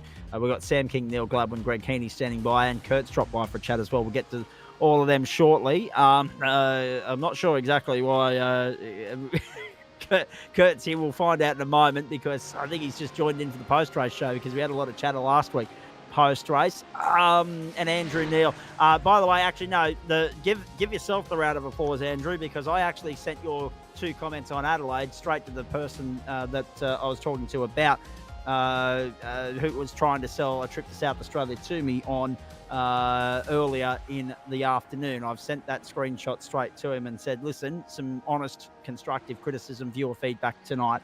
And the response was, ha, ha, ha. So well played. Now, Joe, are you able to hang tight there for me for a couple of seconds? I can do, yep. Kurt's actually here with an update on majors, mate. Thank you for that. I knew you were coming in for an update. I didn't know if you were going to make a special trip in, just even though you weren't racing tonight. We could have tied that in with when you were actually racing on Thursday. But since you're here, I'll get to you in a moment with the majors update, because there were a few of our members in the majors 24 over the weekend. In the meantime, let's get to Neil Gladwin and Sam King, and I'll get to Greg Heaney in just a tick as well. I just want to top off or cover off the tail end of this AM race with both Gladwin and Kingy. And I'll get to Neil first, because he was the first one to open the microphone. Bad luck, Sam. Hey, Neil, first BMW home, 5 manufacturers in, 5 manufacturers in the top 6, with Stephen Gallacher falling out there at the end and Ryan Howe getting 2 Mercs into the top 5. But daylight between you and Bradley Carr and Dale Sharp up the road. You were the next best home, and you got that illustrious sort of final spot on the podium, mate. A very solid performance from you in the number 300 tonight. Talk us through it, and then also, of course, just having that nice slender buffer up your sleeve to play with, to rest comfortably with in the closing stages, whilst Franco and Howe and Gallacher were doing battle behind you. Yeah, look, it was actually funny. I was just watching your replay there. I had no idea that all that crash had happened at the start of the race, so I was oblivious to that. But no, the qualifying up the front. Oh, yeah, I know, right? But no, I mean the car went well, but I couldn't push it any harder, you know. So there's no way I could get to those other guys. But Frank Cohn, James certainly kept me honest in the race there. That's for sure. He was consistently, 2 or 3 seconds, right there behind me. So I couldn't make any mistakes. That's for sure. No, exactly right, mate. I mean, you hit your straps and hit your markers very nicely. There's no doubt about that. The second pit stop was rather late in the piece, but by that point, you got out with just enough room to play with to, as we say, keep Franco and Howe and Gallacher at bay. But one little slip up, and they would have been right on you. Yeah, well, that's right. And Gallacher, I mean, because he sort of had that slip up, so he tried, an early pit strategy. But I mean, I just went all the way till I had no fuel left before I pitted. So I just pushed it right to the till it was breathing on the fumes, basically. Indeed. Now, let's very quickly cover off a couple of things here, because it's been a while since we've had a chat with some of you AM blokes. Obviously, you've got the BMW this season. You'll run at Road America next week. Firstly, let's start there. What are your thoughts on that? Knowing full well that there are more points on the line. I mean, that's not necessarily an issue for you because you're a late arriver in this championship. You haven't been a regular this season. But what are your thoughts on that for the final? And what are you hoping to take away from that, just as a little bit of a confidence booster going into the 2-week break? Well, it's funny that you say that because I was out with, I had a bit of an injury. I had a sore, basically dislocated shoulder for the first all the way through the start of this season. So I really didn't race since March properly. And I think last week was maybe the first proper race that I actually, participated in. And then, had a bit more practice this week, and we had a session last night with the guys, and so it's really just been getting time, because I've been good in the past in other championships, do you know what I mean? But there's so many new names, there's so many new faces here, so it's like jumping into a whole brand new competition. So really for next week, I just want to stay out of anyone's way who's at the top end of the championship. I don't want to ruin anyone's hopes, but if I'm competitive like I am today, then I wasn't really in anybody's way. So I'll give it a good nudge, and it's just a good it's a good boost for next season, right? As far as getting the confidence back up again, for sure. Now, with regards to that, the question on everybody's lips: Corvette or Mustang? Which way are you leaning, and why, please? Oh man, I've driven both of them. The Mustang is okay. I think I've done a few. The testing that I've done, the Mustang was a little bit quicker, but we're talking like tenths. Do you know what I mean? I probably have to do a little bit more. God, I don't know. It's too early to tell, man. I might just have to surprise myself next season. I'll probably make the decision 30 seconds before I'm clicking the button to go into the first race next season. Yeah. But in saying that, how lucky are we that the way the schedule's put together this term and this year, in terms of 10 on, 2 off, 10 on, 2 off, 10 on, 2 off, and 10 to finish us off. That you've actually got a little bit of time. The committee made the decision to let the season play out as is, not implement the new cars until the start of the new campaign. So you got a little bit of time up your sleeve there to get comfortable with one or the other. Yeah, and it's good. And I think, it could just be BMW again next season for me. I don't know, just because there's new cars on the block, I'd like to not just think it's going to be a Corvette versus Mustang GT3 season, right? Well, that's exactly. Well, I know what you mean. I made reference to that actually partway through the call. I said there will still be a sprinkling of the mainstay cars that we've had for all this time, but the general consensus based on all the chatter within the club Discord and server and group at the moment is that it's going to be supercars GT3 style in terms of that two manufacturer. Yeah. Well, if that's the case, then I'll have to go with. If that's the case, then I'll probably have to go with the Mustang. Exactly. Now, Andrew reckons you're talking nonsense at the moment, so let's not delay any more of that. Let's just finish off with a couple of things here, mate. Obviously, Andrew's saying 2-car league, here we come. Talking with regards to the shoulder, mate, and the dislocation there, all good now? Yeah. It's still a bit of pain, but I think this is actually probably good rehabilitation. Exactly. All right, mate. Very nicely done. Appreciate that. Thanks, great to catch up with you. It's been a while between drinks, so we now know why. The mystery now. Although that being said, can you do us a favour and sort out your internet, because you were dropping in and out. There was some sort of. You're very lucky not to have some sort of packet loss tonight. There was a fair bit of blinky bill. Yeah. I tell you what, I was crossing my fingers and hoping that it was gonna get to the end. Let me tell you. And, there we go. Yeah. You got there indeed, and you even got a stable enough connection to stick around and have a chat to us. Fantastic. I know, right? No problem now. Exactly. It's never a problem when you finish. It's only during. Good on you, mate. Well done. Thank you for that. Go well for the rest of the week. Probably my son on Pornhub or something like that. Reckon my download. Hang on a moment. No, we're safe. We're good. We can allow those sorts of references on the broadcast at this time of the night. Very nicely. Hey, just quietly, without dobbing in and throwing him under the bus any more than you have to. How old is said son? It's nearly 18. Well, in that case, then it seems like a very educated guess on your part. I was going to say, very well thrown under the bus on your part, and hopefully he's not watching, so that you don't get some curry over breakfast tomorrow morning. Well done, mate. Appreciate that. Zach. Go well. Have a good night. Cheers. Fantastic. All this time that we've been on the platforms of the GSRC, and I'm pretty sure that's our first ever Pornhub reference. Fantastic.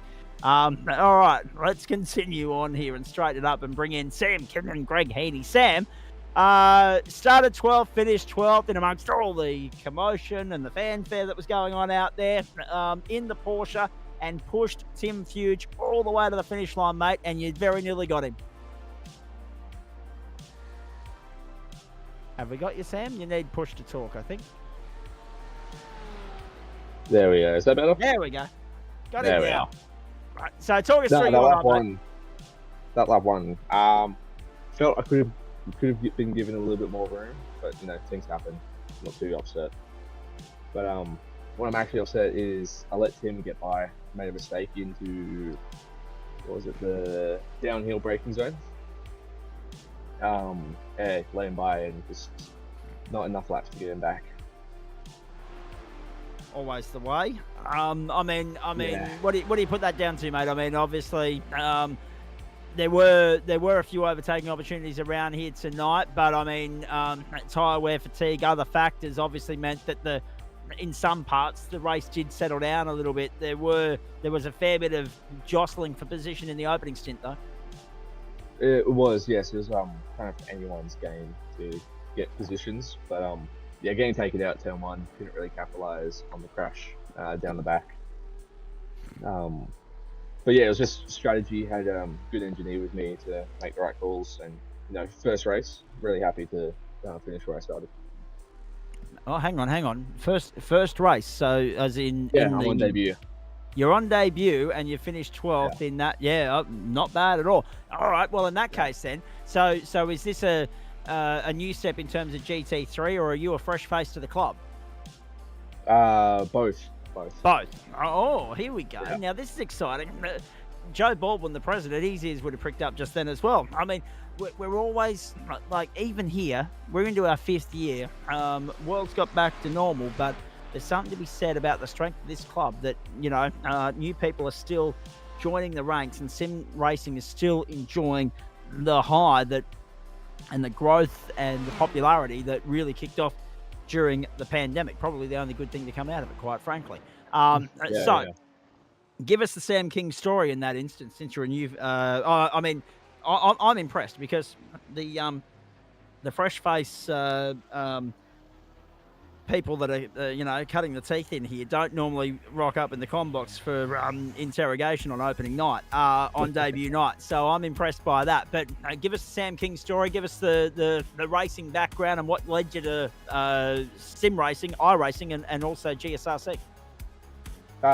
So back in the lockdown, got a wheel and pedals to keep myself occupied.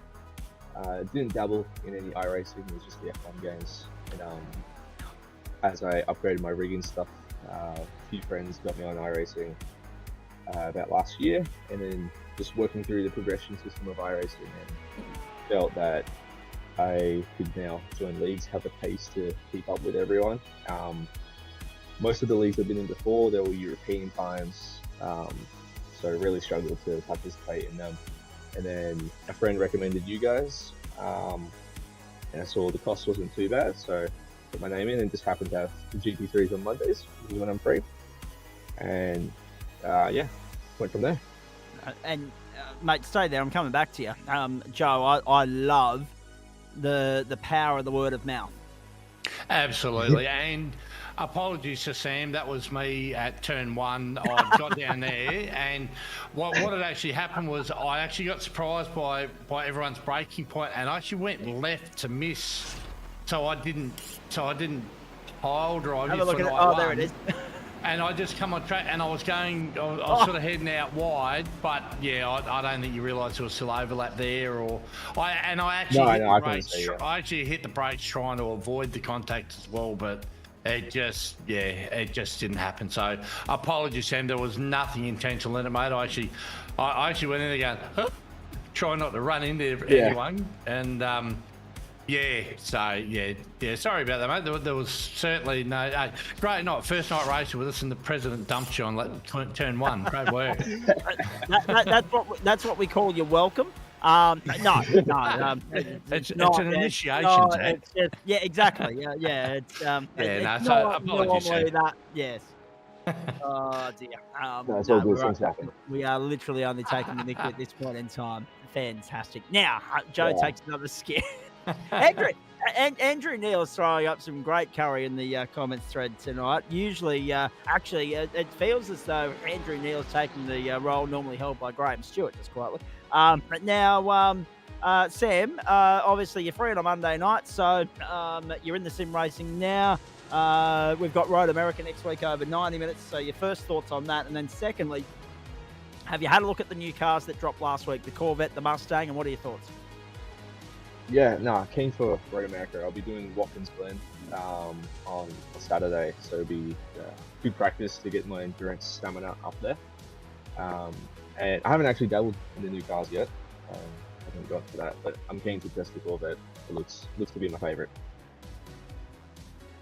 All right, looking forward to. I'm already looking forward to term 3 getting underway. Monday, July 8th here, ladies and gentlemen, 7:30 Eastern Standard Time. You do not want to miss that.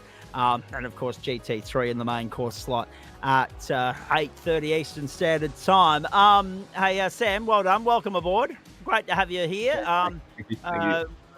Welcome presents vary. So hopefully that's the last of that from Joe for you, and we will catch up with you this time next week. Yeah, all right. Thanks, boys. Oh dear. Baptism by fire was the other term I was going to go with, Joe. Very nicely done. Hey, Trucker, before I get to Greg Heaney and then we get to Kurt and we finish this thing off. I know you're a busy boy over there in the West, like Queensland, and everyone went to work over there today. It was the rest of the country that had a public holiday. So the rest of this week, what have we got to look forward to? And then, of course, you'll be on broadcast on Friday night with our good mate Dick Fodiatis. Saturday night's Mountain Men. And how excited are you for next week in Road America and finishing this campaign off? Road America is one of the great tracks. It's I certainly hope. Oh, hang on. Certainly hope I can be here for it. Work permitting, obviously. I had an early minute today. That's how I managed to do the 2 races today, thankfully. But for the rest of the week, I'll probably do the Vs if I'm home early enough. And then IRC, the Super Formula Lights on a Thursday night. Yep. I think this Friday night we've got Dirt. So it could be Adam Maverick will be doing the broadcast on Friday, and I'll be racing. Okay. I think it's Eldora. I think from memory in the SRXs. So yeah, it is. I think So it's our second round of the Dirt. So looking forward to that. Okay, so interesting there that Adam's jumping in to relieve you. You're doing a role swap so that he doesn't like getting dirty. He doesn't like turning right to go left. Doesn't agree with Adam. He's the first one to admit that. So bit of a super sub situation, I guess. He's happy to broadcast, and I'm happy to race anything on dirt. Sounds like it. Very nicely done. Hey, Trucker, Mountain Men Saturday night, where are we going? Well, obviously we know where we're going, but what are we running? We tried running it the other day, but there was a glitch and people couldn't buy it. But we're going to run the Williams F1 this Saturday night. So nice. we were going to run the SR10 this week, but we ran the SR8 the night that people couldn't buy the F1 car. So we're actually going to run the Williams F1 car this Saturday night. The thing does like a minute 40 lap, minute 38, I think, something like that. Like it's a hell of a ride over the top of the mountain. So it should be exciting racing if so long as whoever's up the front doesn't crash, because then everybody will crash. That's right, exactly. Yeah, and it should it'll be good end up fun. being a very, very short-lived sort of affair. Tow ropes involved and fast affairs. Definitely. Yeah. All right. Very nicely done. Buy it early just in case iRacing lets it down. Yeah, definitely. Advice from Andrew Neal, 100%. Just do it when you're in the server one night this week, folks. Just get in, get it done. Well done, Trucker. Thank you, mate. Go and enjoy your dinner and enjoy your day at work tomorrow. Thank you, gentlemen. Gentlemen's a loosely used term around here. I know it's in the title of the club, but still, a loosely used term. I love it. Hey, Greg Henny, good evening to you. How you going? Very well, mate. Thanks for hanging in there and being patient with us. That's all right. I was busy looking for the checkbook. For who? Who Sam. are you trying to recruit this time? Oh, Sam. Okay, no, cool. Very nice. I couldn't get it in before when you were talking to him. I was going to crowbar it in, but you take a breath. No, I very rarely do. Full Send Motorsport is what it's showing as his team name at the moment. So you might have some wheeling and dealing to do just quietly. Maybe, but we shall see. I love it. Never one to miss an opportunity if it's presenting itself, ladies and gentlemen, is our Greg Heady. Talk us through your night, please, and the night for the stable at large, mate, because as I say, we were showcasing the AM split here, so, I mean, we've only seen briefly the results from the pro split. Talk us through it from your standpoint, please. It was a good showing from all of us that showed up. Ryan couldn't make it tonight because I think he had to move his rig over the weekend, so I don't think he had that set up. Correct. To get on tonight, but we had 5 of us on track tonight. We all finished inside the top 20 in a fairly contested field, from apart from the 15-second gap from Matt to whomever finished second. Aiden finished 4th. Andrew Neal, obviously, I think it was 9th for him. Matt 16th, myself 18th, and Fred 19th. So we did well, all of us within the points. Yeah, we had a few good battles here and there. I did have to apologise to Chook and also who was it? Dave Johnson, I think it was, to not running him off the road, but certainly probably gave him a Code Brown moment or two with a couple of passing moves that I was actually quite surprised at my own ability that I got them done. But no, it was good racing had from all of us tonight. So yeah, very happy with that. And any brown pants moments for the full field, like what you saw in the AM split here? You would have seen that crash a few times already. Yeah, that was rather epic. Yes. I think Sam was probably lucky in some way, shape, or form to be slightly nudged out of the way by Joe on turn 1 to then avoid all of the carnage on turn 3. No, it was actually quite tame for Pro Split. I was actually expecting somewhat coming into the race. It's like, well, looking at qualifying pace, the field was pretty condensed. There wasn't a lot separating everybody, so I was expecting at least something at maybe turn 1, everybody jostling for the one line through turn 1, or everybody trying to go full send through the hairpin at turn 3 or 4, whichever one it is. But no, it was actually quite an entertaining night, even though it was a little bit on the tamer side for what we normally have.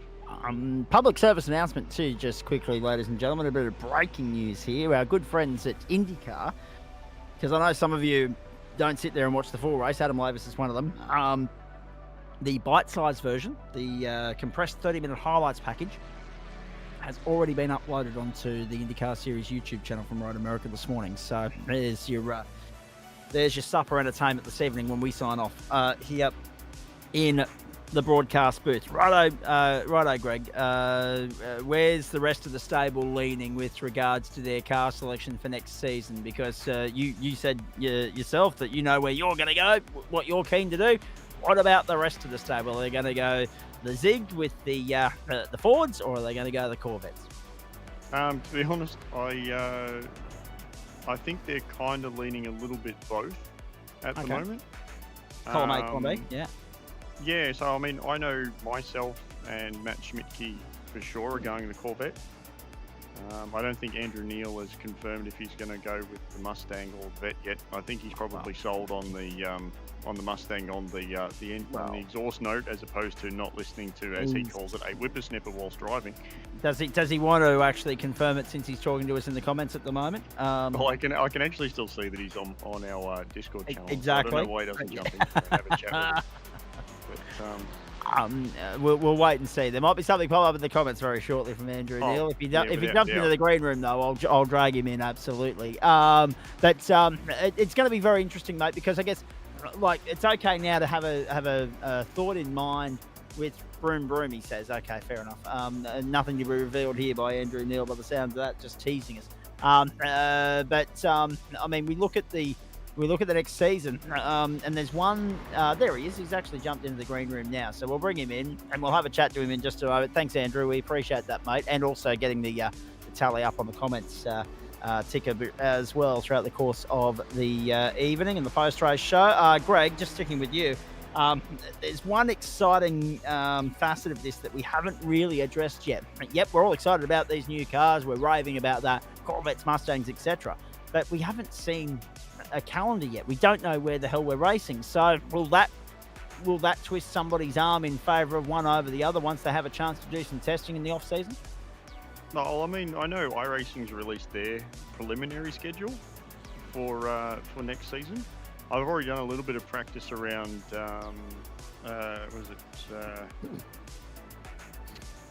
Mark Simoncelli. Trying to think of the name. Misano. Yep. Misano. Misano's the Simoncelli circuit, and then the Saxon Ring's the German one that they've just launched. Yeah. So Misano, I did some practice around Misano the other day with the Corvette. Andrew disagrees with me about how nice the track is to drive. He finds it a little bit on the net side. I actually really like the track. It was actually the first few laps I put around it. It seems like you and Andrew disagree on a lot of things. Well, we're going about the SRXs, the cars, all that stuff. It's all going on. Yeah, but he's still. It's a very long post-race show. Hey, stay with me there, Greg. We'll bring him in at this point in time, and Kurt Nomanson as well. Gentlemen, good evening. Nice to have you on board. Andy, we'll start with you. Considering that you are the point of discussion at the moment, you've got a chance to defend yourself here. What are your thoughts on what's coming up, mate? I mean, the Misano, we know that that's a possibility of a race circuit that will be on next season. Saxon Ring's there as a possibility as well. The Corvette, the Mustang, there's so much to be excited about, mate. Don't ask me about tracks because I've got no idea. But for the cars, I'm still undecided as well.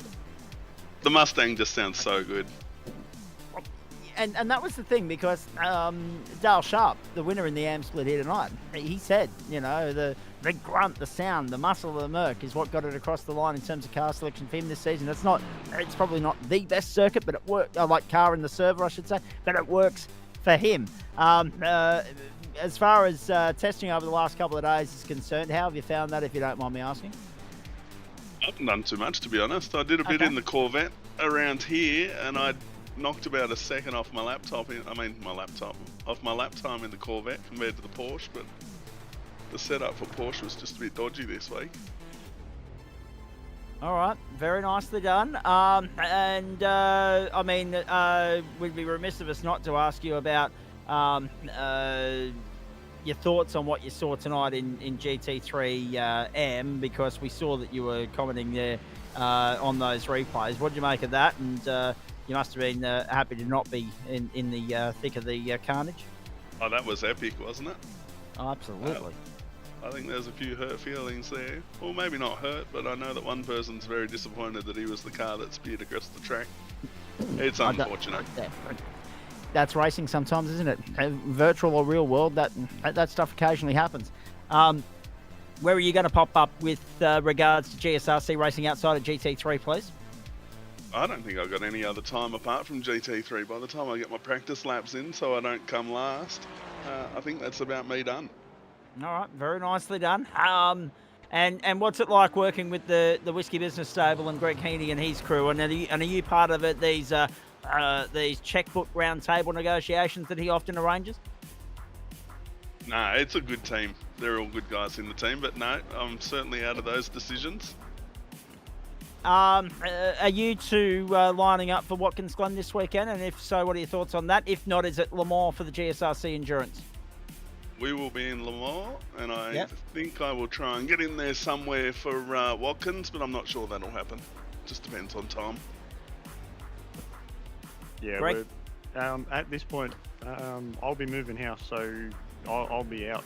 You'll be out? Yep. Yeah, I'm out. But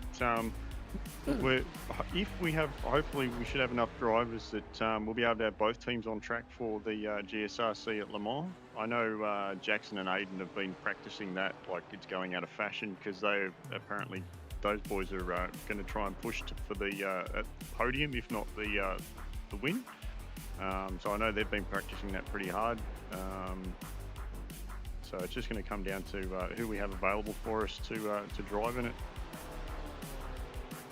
Indeed. And of course, we'll be seeing you on Thursday night as well, I hope, Greg, before the move.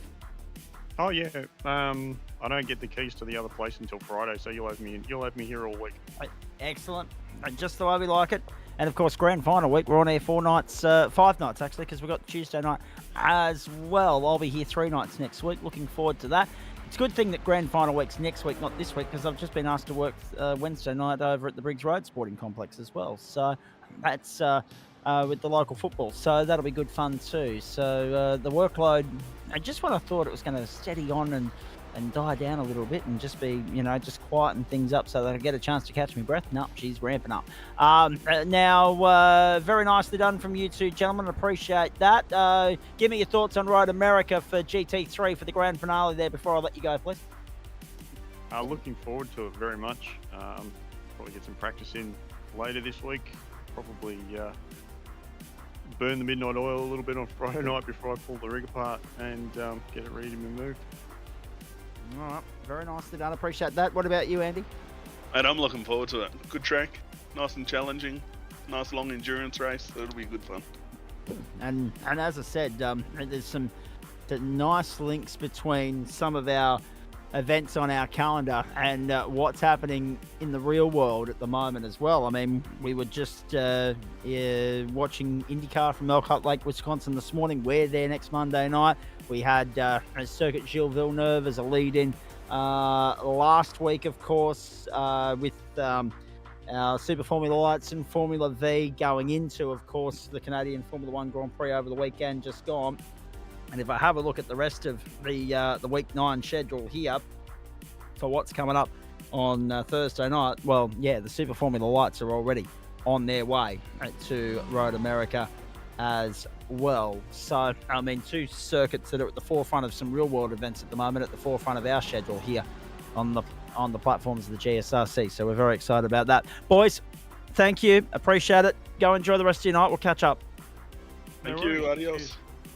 To Kurt Nomenson and to Dave Oliver. Kurt, start me off. The Majors 24, we appreciate you actually. You didn't race tonight, but you've been tuning in and you're sticking around to have a chat to us and burn the midnight oil, as Greg just said. Talk us through Majors and talk us through why we didn't see you out on the track tonight, please. Well, to start with tonight, I reinstalled my iRacing to a different drive, try and get into the session a bit quicker and get a few more laps when I have to switch between Supercars and GT3. And I can't load the UI. It just fails to initialize the moment I try and open the UI, so I can't actually get into any sort of race or sim or anything. It just locks me out as soon as I press login. So rather unfortunate. I've contacted support and hopefully they get back to me tomorrow and I can get it all sorted so I can do a few more races or at least practice this week, ready for next week. Oh dear, how about that, eh? Sometimes the old technical shortcomings are our downfall. We say it so often. Internet connection, installations going wrong, power outages, all that sort of stuff. It's a pain in the backside. All right, go back and talk us through the weekend and how weary-eyed you blokes were after going round and round and round the Circuit de la Sarthe for 24 hours, please. Well, to start with, I sort of hung around for the first few laps. I ended up going to bed about midnight and trying to get some sleep. Woke back up about 5-6 o'clock Sunday morning, and turns out we'd gone 15 laps down because we'd had a 20-minute repair hitting a GT3 Mustang. So, not the greatest of Le Mans, but we didn't finish last place. We soldiered on, finished 13th out of 15 in the 11th split of 13. So, wasn't too bad of an effort. Driving the LMP2 car was an absolute mission around Le Mans, but had a lot of fun with the guys. And a great experience, and don't know if I'll do it next year yet, but definitely thinking about it. All right, very nicely done. Now, as far as the results were concerned, I know that a few of our members have posted their results online. Were you guys happy with what you achieved? And if not, I mean, when's the next big major event where you get a chance to redeem it? Yeah, I mean, I was pretty happy with it. I think a couple of other guys were happy that we didn't finish last place. We didn't really post it too much. We sort of just keep it within the team. It's just sort of, we did this, we're proud of it, and we sort of move on. I might try and get the Watkins to redeem at the Watkins 6, but I don't know. I'll have to look at time slots around work as I work this weekend, so I can't even make the GSRC Enduro this weekend either.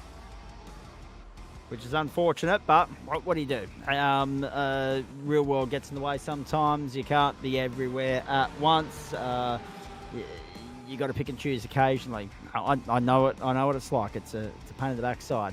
I'm a big believer in the idea of cloning, but then again, the population is a problem at the moment. There aren't enough houses for the amount of people we got. There aren't enough parking spaces for the amount of people we got. There's too many idiots on the road as it is already. I don't know how many. I must say, on the subject of the road, I don't know what the hell was going on here in Brisbane this morning, considering it was a normal working day. But there should nowhere near have been that many people on the road between 4 and 5 a.m. this morning.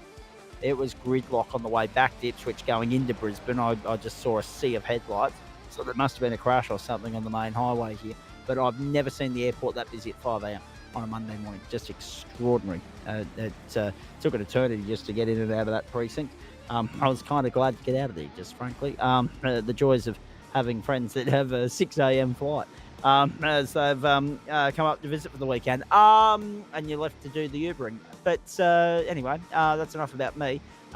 Just with regards to you, mate, when are you back in the rig? Will you get that problem sorted in time for Thursday? We'll see. I don't know if I'll run Thursday night yet. I might be a bit too tired after work. We'll see. I have a lot of late night shifts this week, so we'll see how that goes. I think most of my time will be spent getting ready for Monday night, as I need to do a bit more laps around Road America in the Porsche, because I cannot take the kink fast enough, and I need to work on that and maybe work on my setups a little bit to get me through the high-speed kink and not die and murder everyone else in the race.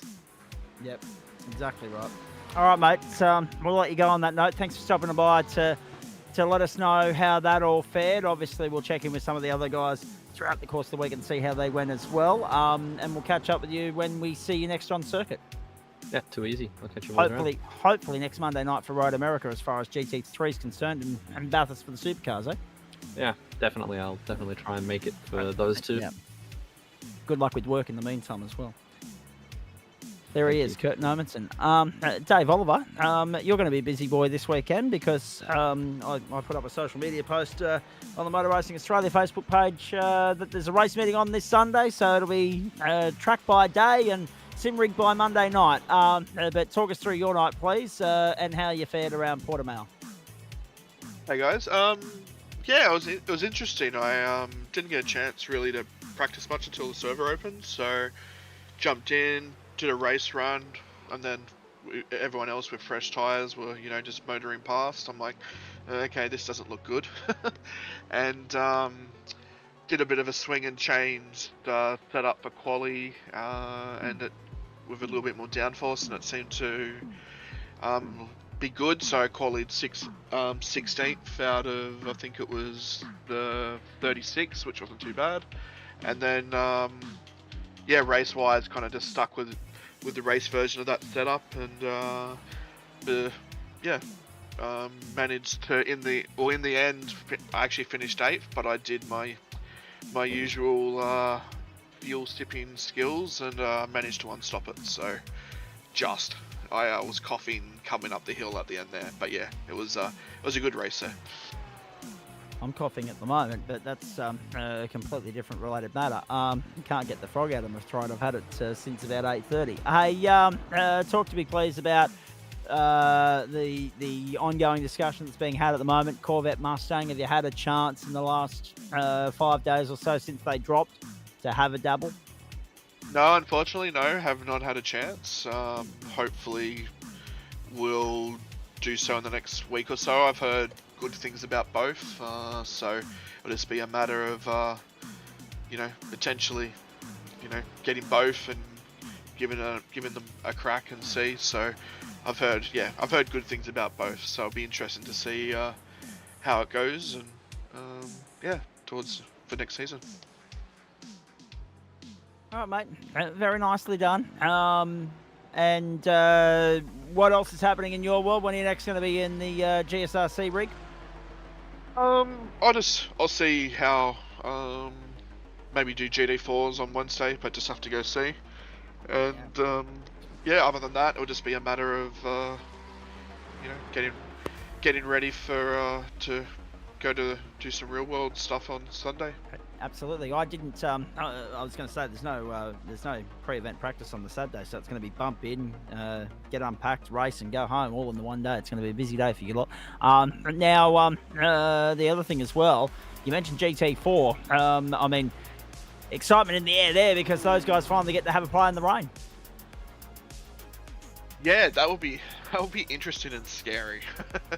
Yeah. So I know the GT3s were, you know, kind of a little worrying in the rain, but yeah, I haven't had a chance to go see how the GT4s go. But yeah, be interesting to say the least. So I'll be until I actually get a proper go at it, I'll be like, yeah, let's just hope not. I must admit that's one thing that I probably should have asked Sharpie while he was here as well, because we know he's a prominent runner in GT4. Nevertheless, didn't get a chance to do that, and we're well and truly considering we're going to be doing overtime next Monday night. We're out of time tonight as well. I should pull up stumps there, mate. So thank you for that. Appreciate you stopping in by the commentary box to have a chat. Can't wait to see once you've had a chat through or had a skim through and a play with the new cars, which way you go, whether it's the Mustang or the Corvette. But obviously you've got a 3-week window now in which to go and have a dabble, have a play, get a feel, and then make that decision. So looking forward to Term 3 already, but let's get through the end of Term 2 first when we get to Road America next Monday night. Enjoy the rest of the week, mate. Appreciate it. No worries, and yeah, hopefully we don't need gum boots and stuff for Road America next Monday. It's looking a little yeah, how you going at the moment? But yeah, see what the weather gods throw at us. From a personal standpoint, I thought the wet race around Belgium at the end of last term I thought that was terrific. So I mean, more of that. I'm not going to complain, but then again, it's not me that has to contend with it. I've just got to sit here and commentate it. So I got the easy job. Go well, mate. Thanks for that. There he is, Dave Oliver. Before that, Kurt Nomenson as well. Adam Lavis, thank you to you as per usual. Reminder that we couldn't do this without the great support of the likes of Freight Insider, Waste Options, Orvic Australia, Lobesy Racing, M-Wave Australia, and Flash Graphics. Thanks so very much to all of them for their ongoing, continued, valued support of the platforms of the Gentleman's Sim Racing Club. Let's have a look at what comes your way. Actually, have we got championship standings, Adam Lavis? Have we? For either of those? I'll have a look at it now. James Francone. Very nice. 323. So that's, 74 points to the good on Ben Lavender. Adam Hennessy, 244. And then, so the fight for second, the battle for second is up for the grabs. That's very much on the line next week. Lavender, Hennessy, Sharp, and Franklin all in that. 14 points separates them. Eduardo Zamora's only one back, but he needs to turn up, actually, to be factored into the fight. Good luck stopping James Francone from there, quite frankly. And he's got drop round points up his sleeve as well. So, I mean, if you add that 39 to it, it's looking fairly ominous at this point. Lavender and Hennessy and Sharp all have drop round points at their disposal. Nobody else in the top 15 does except for Warren Ibert. But yeah, exciting times there in the platforms of the GSRC as far as GT3 AM is concerned. What's that? 249 plays, 234, so 15 points separates 5 cars, and only another 17 back to Chris Bleakley, who wasn't here tonight.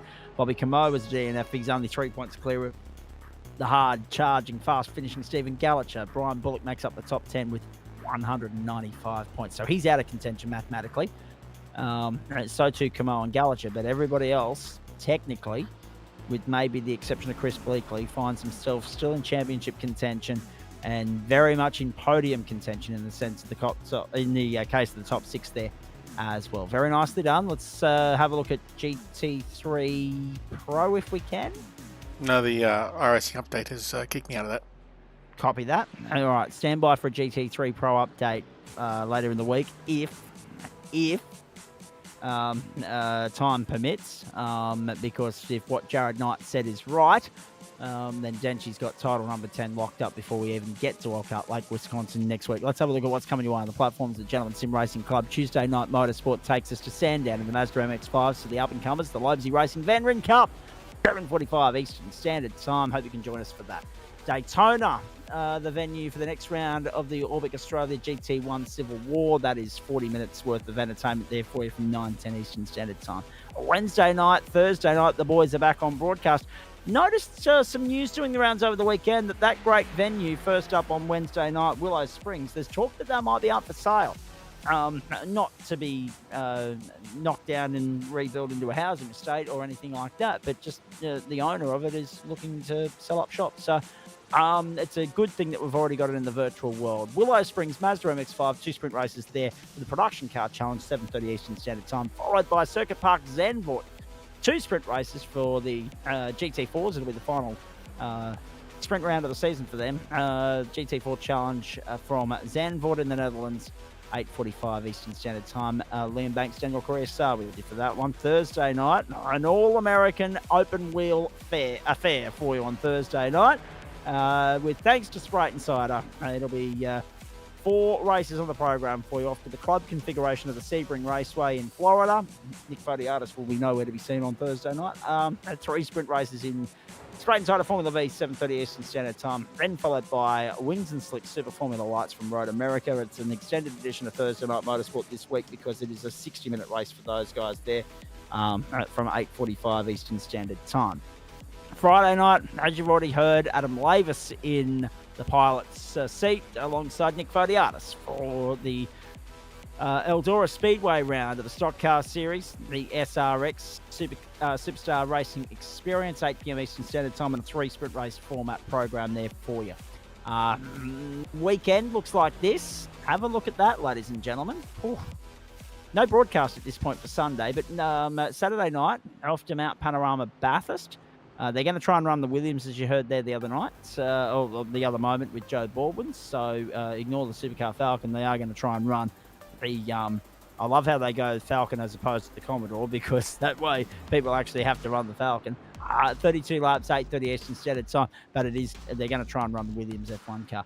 Sunday, the Circuit de la Sarthe hosting the Le Mans 6-hour in 4 times timing on the setting of the server as well, ladies and gentlemen. So you'll get that full 24-hour cycle in a 6-hour window, quarter race distance of the main affair, the 2024 Le Mans 24-hour, which is, of course, going to be running concurrently, getting underway midnight Saturday night. Of course, you can see it on Stan Sport. But our GSRC equivalent will be the latest round of the Endurance Championship over 6 hours from 11 a.m. Eastern Standard Time on Sunday. Monday night, back with you for grand final night on the platforms of the GSRC. Week Term 2, Night 1, Week 10. Grand final night number 1 of the final week of Term 2.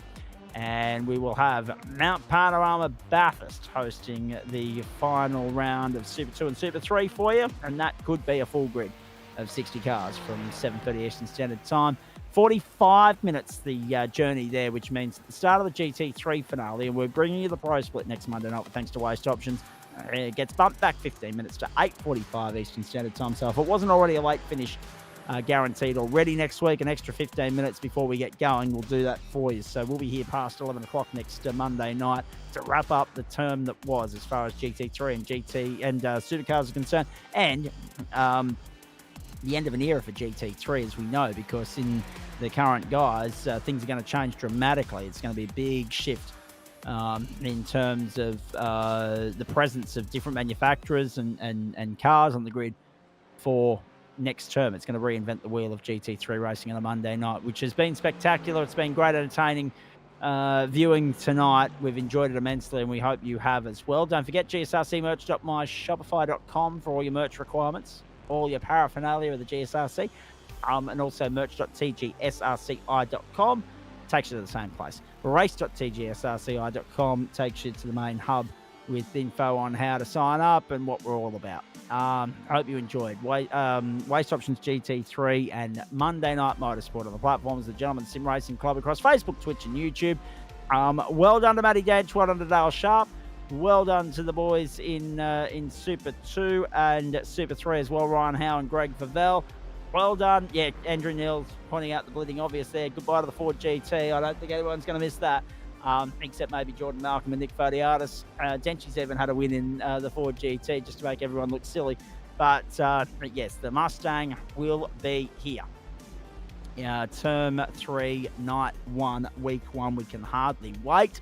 And the Corvette as well. A new dawn, a new era for GT3 racing on our platforms is just 4 weeks away. Hope you enjoyed it as much as we enjoyed bringing it to you. Probably our most spectacular crash of the season so far, and we've had plenty, just not at that speed and that veracity. I mean, the great thing about the GSRC is you're always going to see something new here. So, I mean, last week we had a couple of upside down moments in Formula V, but nothing as violent as what we saw tonight in GT3M. That is one for the highlight reel and probably the promo for the next short while. Well done to Dale Sharp getting a win for the Aussie Racers stable. Well done to Matty Dench as well in the pro split on behalf of Adam Lavis and all the crew here as we watch this replay one more time to take it out. That's Monday Night Motorsport on the platforms of the Gentleman Sim Racing Club for you across Facebook, Twitch and YouTube. Hope you enjoyed it as much as we enjoyed bringing it to you. Thanks for hanging in there for the ride over the course of the last 3.5 hours. Look forward to your company again on Wednesday night, and I'll see you Thursday night with Daniel Correa-Sarr. But in the meantime, as you watch this, whooshka, bang. Enjoy the swimming for the rest of the week as well, ladies and gentlemen, as we count down to the Olympics. And of course, we've got no more Thursday night AFL, but we do have Thursday night NRL coming up once more. Go and enjoy a replay of the Formula 1 and the IndyCar if you haven't seen them already, and maybe the NASCAR as well. Been a good weekend of real world motorsport, and the big sporting events just keep rolling on in a year full of them. Hope you enjoyed it as much as we enjoyed bringing it to you. Until we see you on Thursday, and Daniel Correa-Sarr and Liam Banks see you on Wednesday, I'm Zach Caban bidding you a very good night.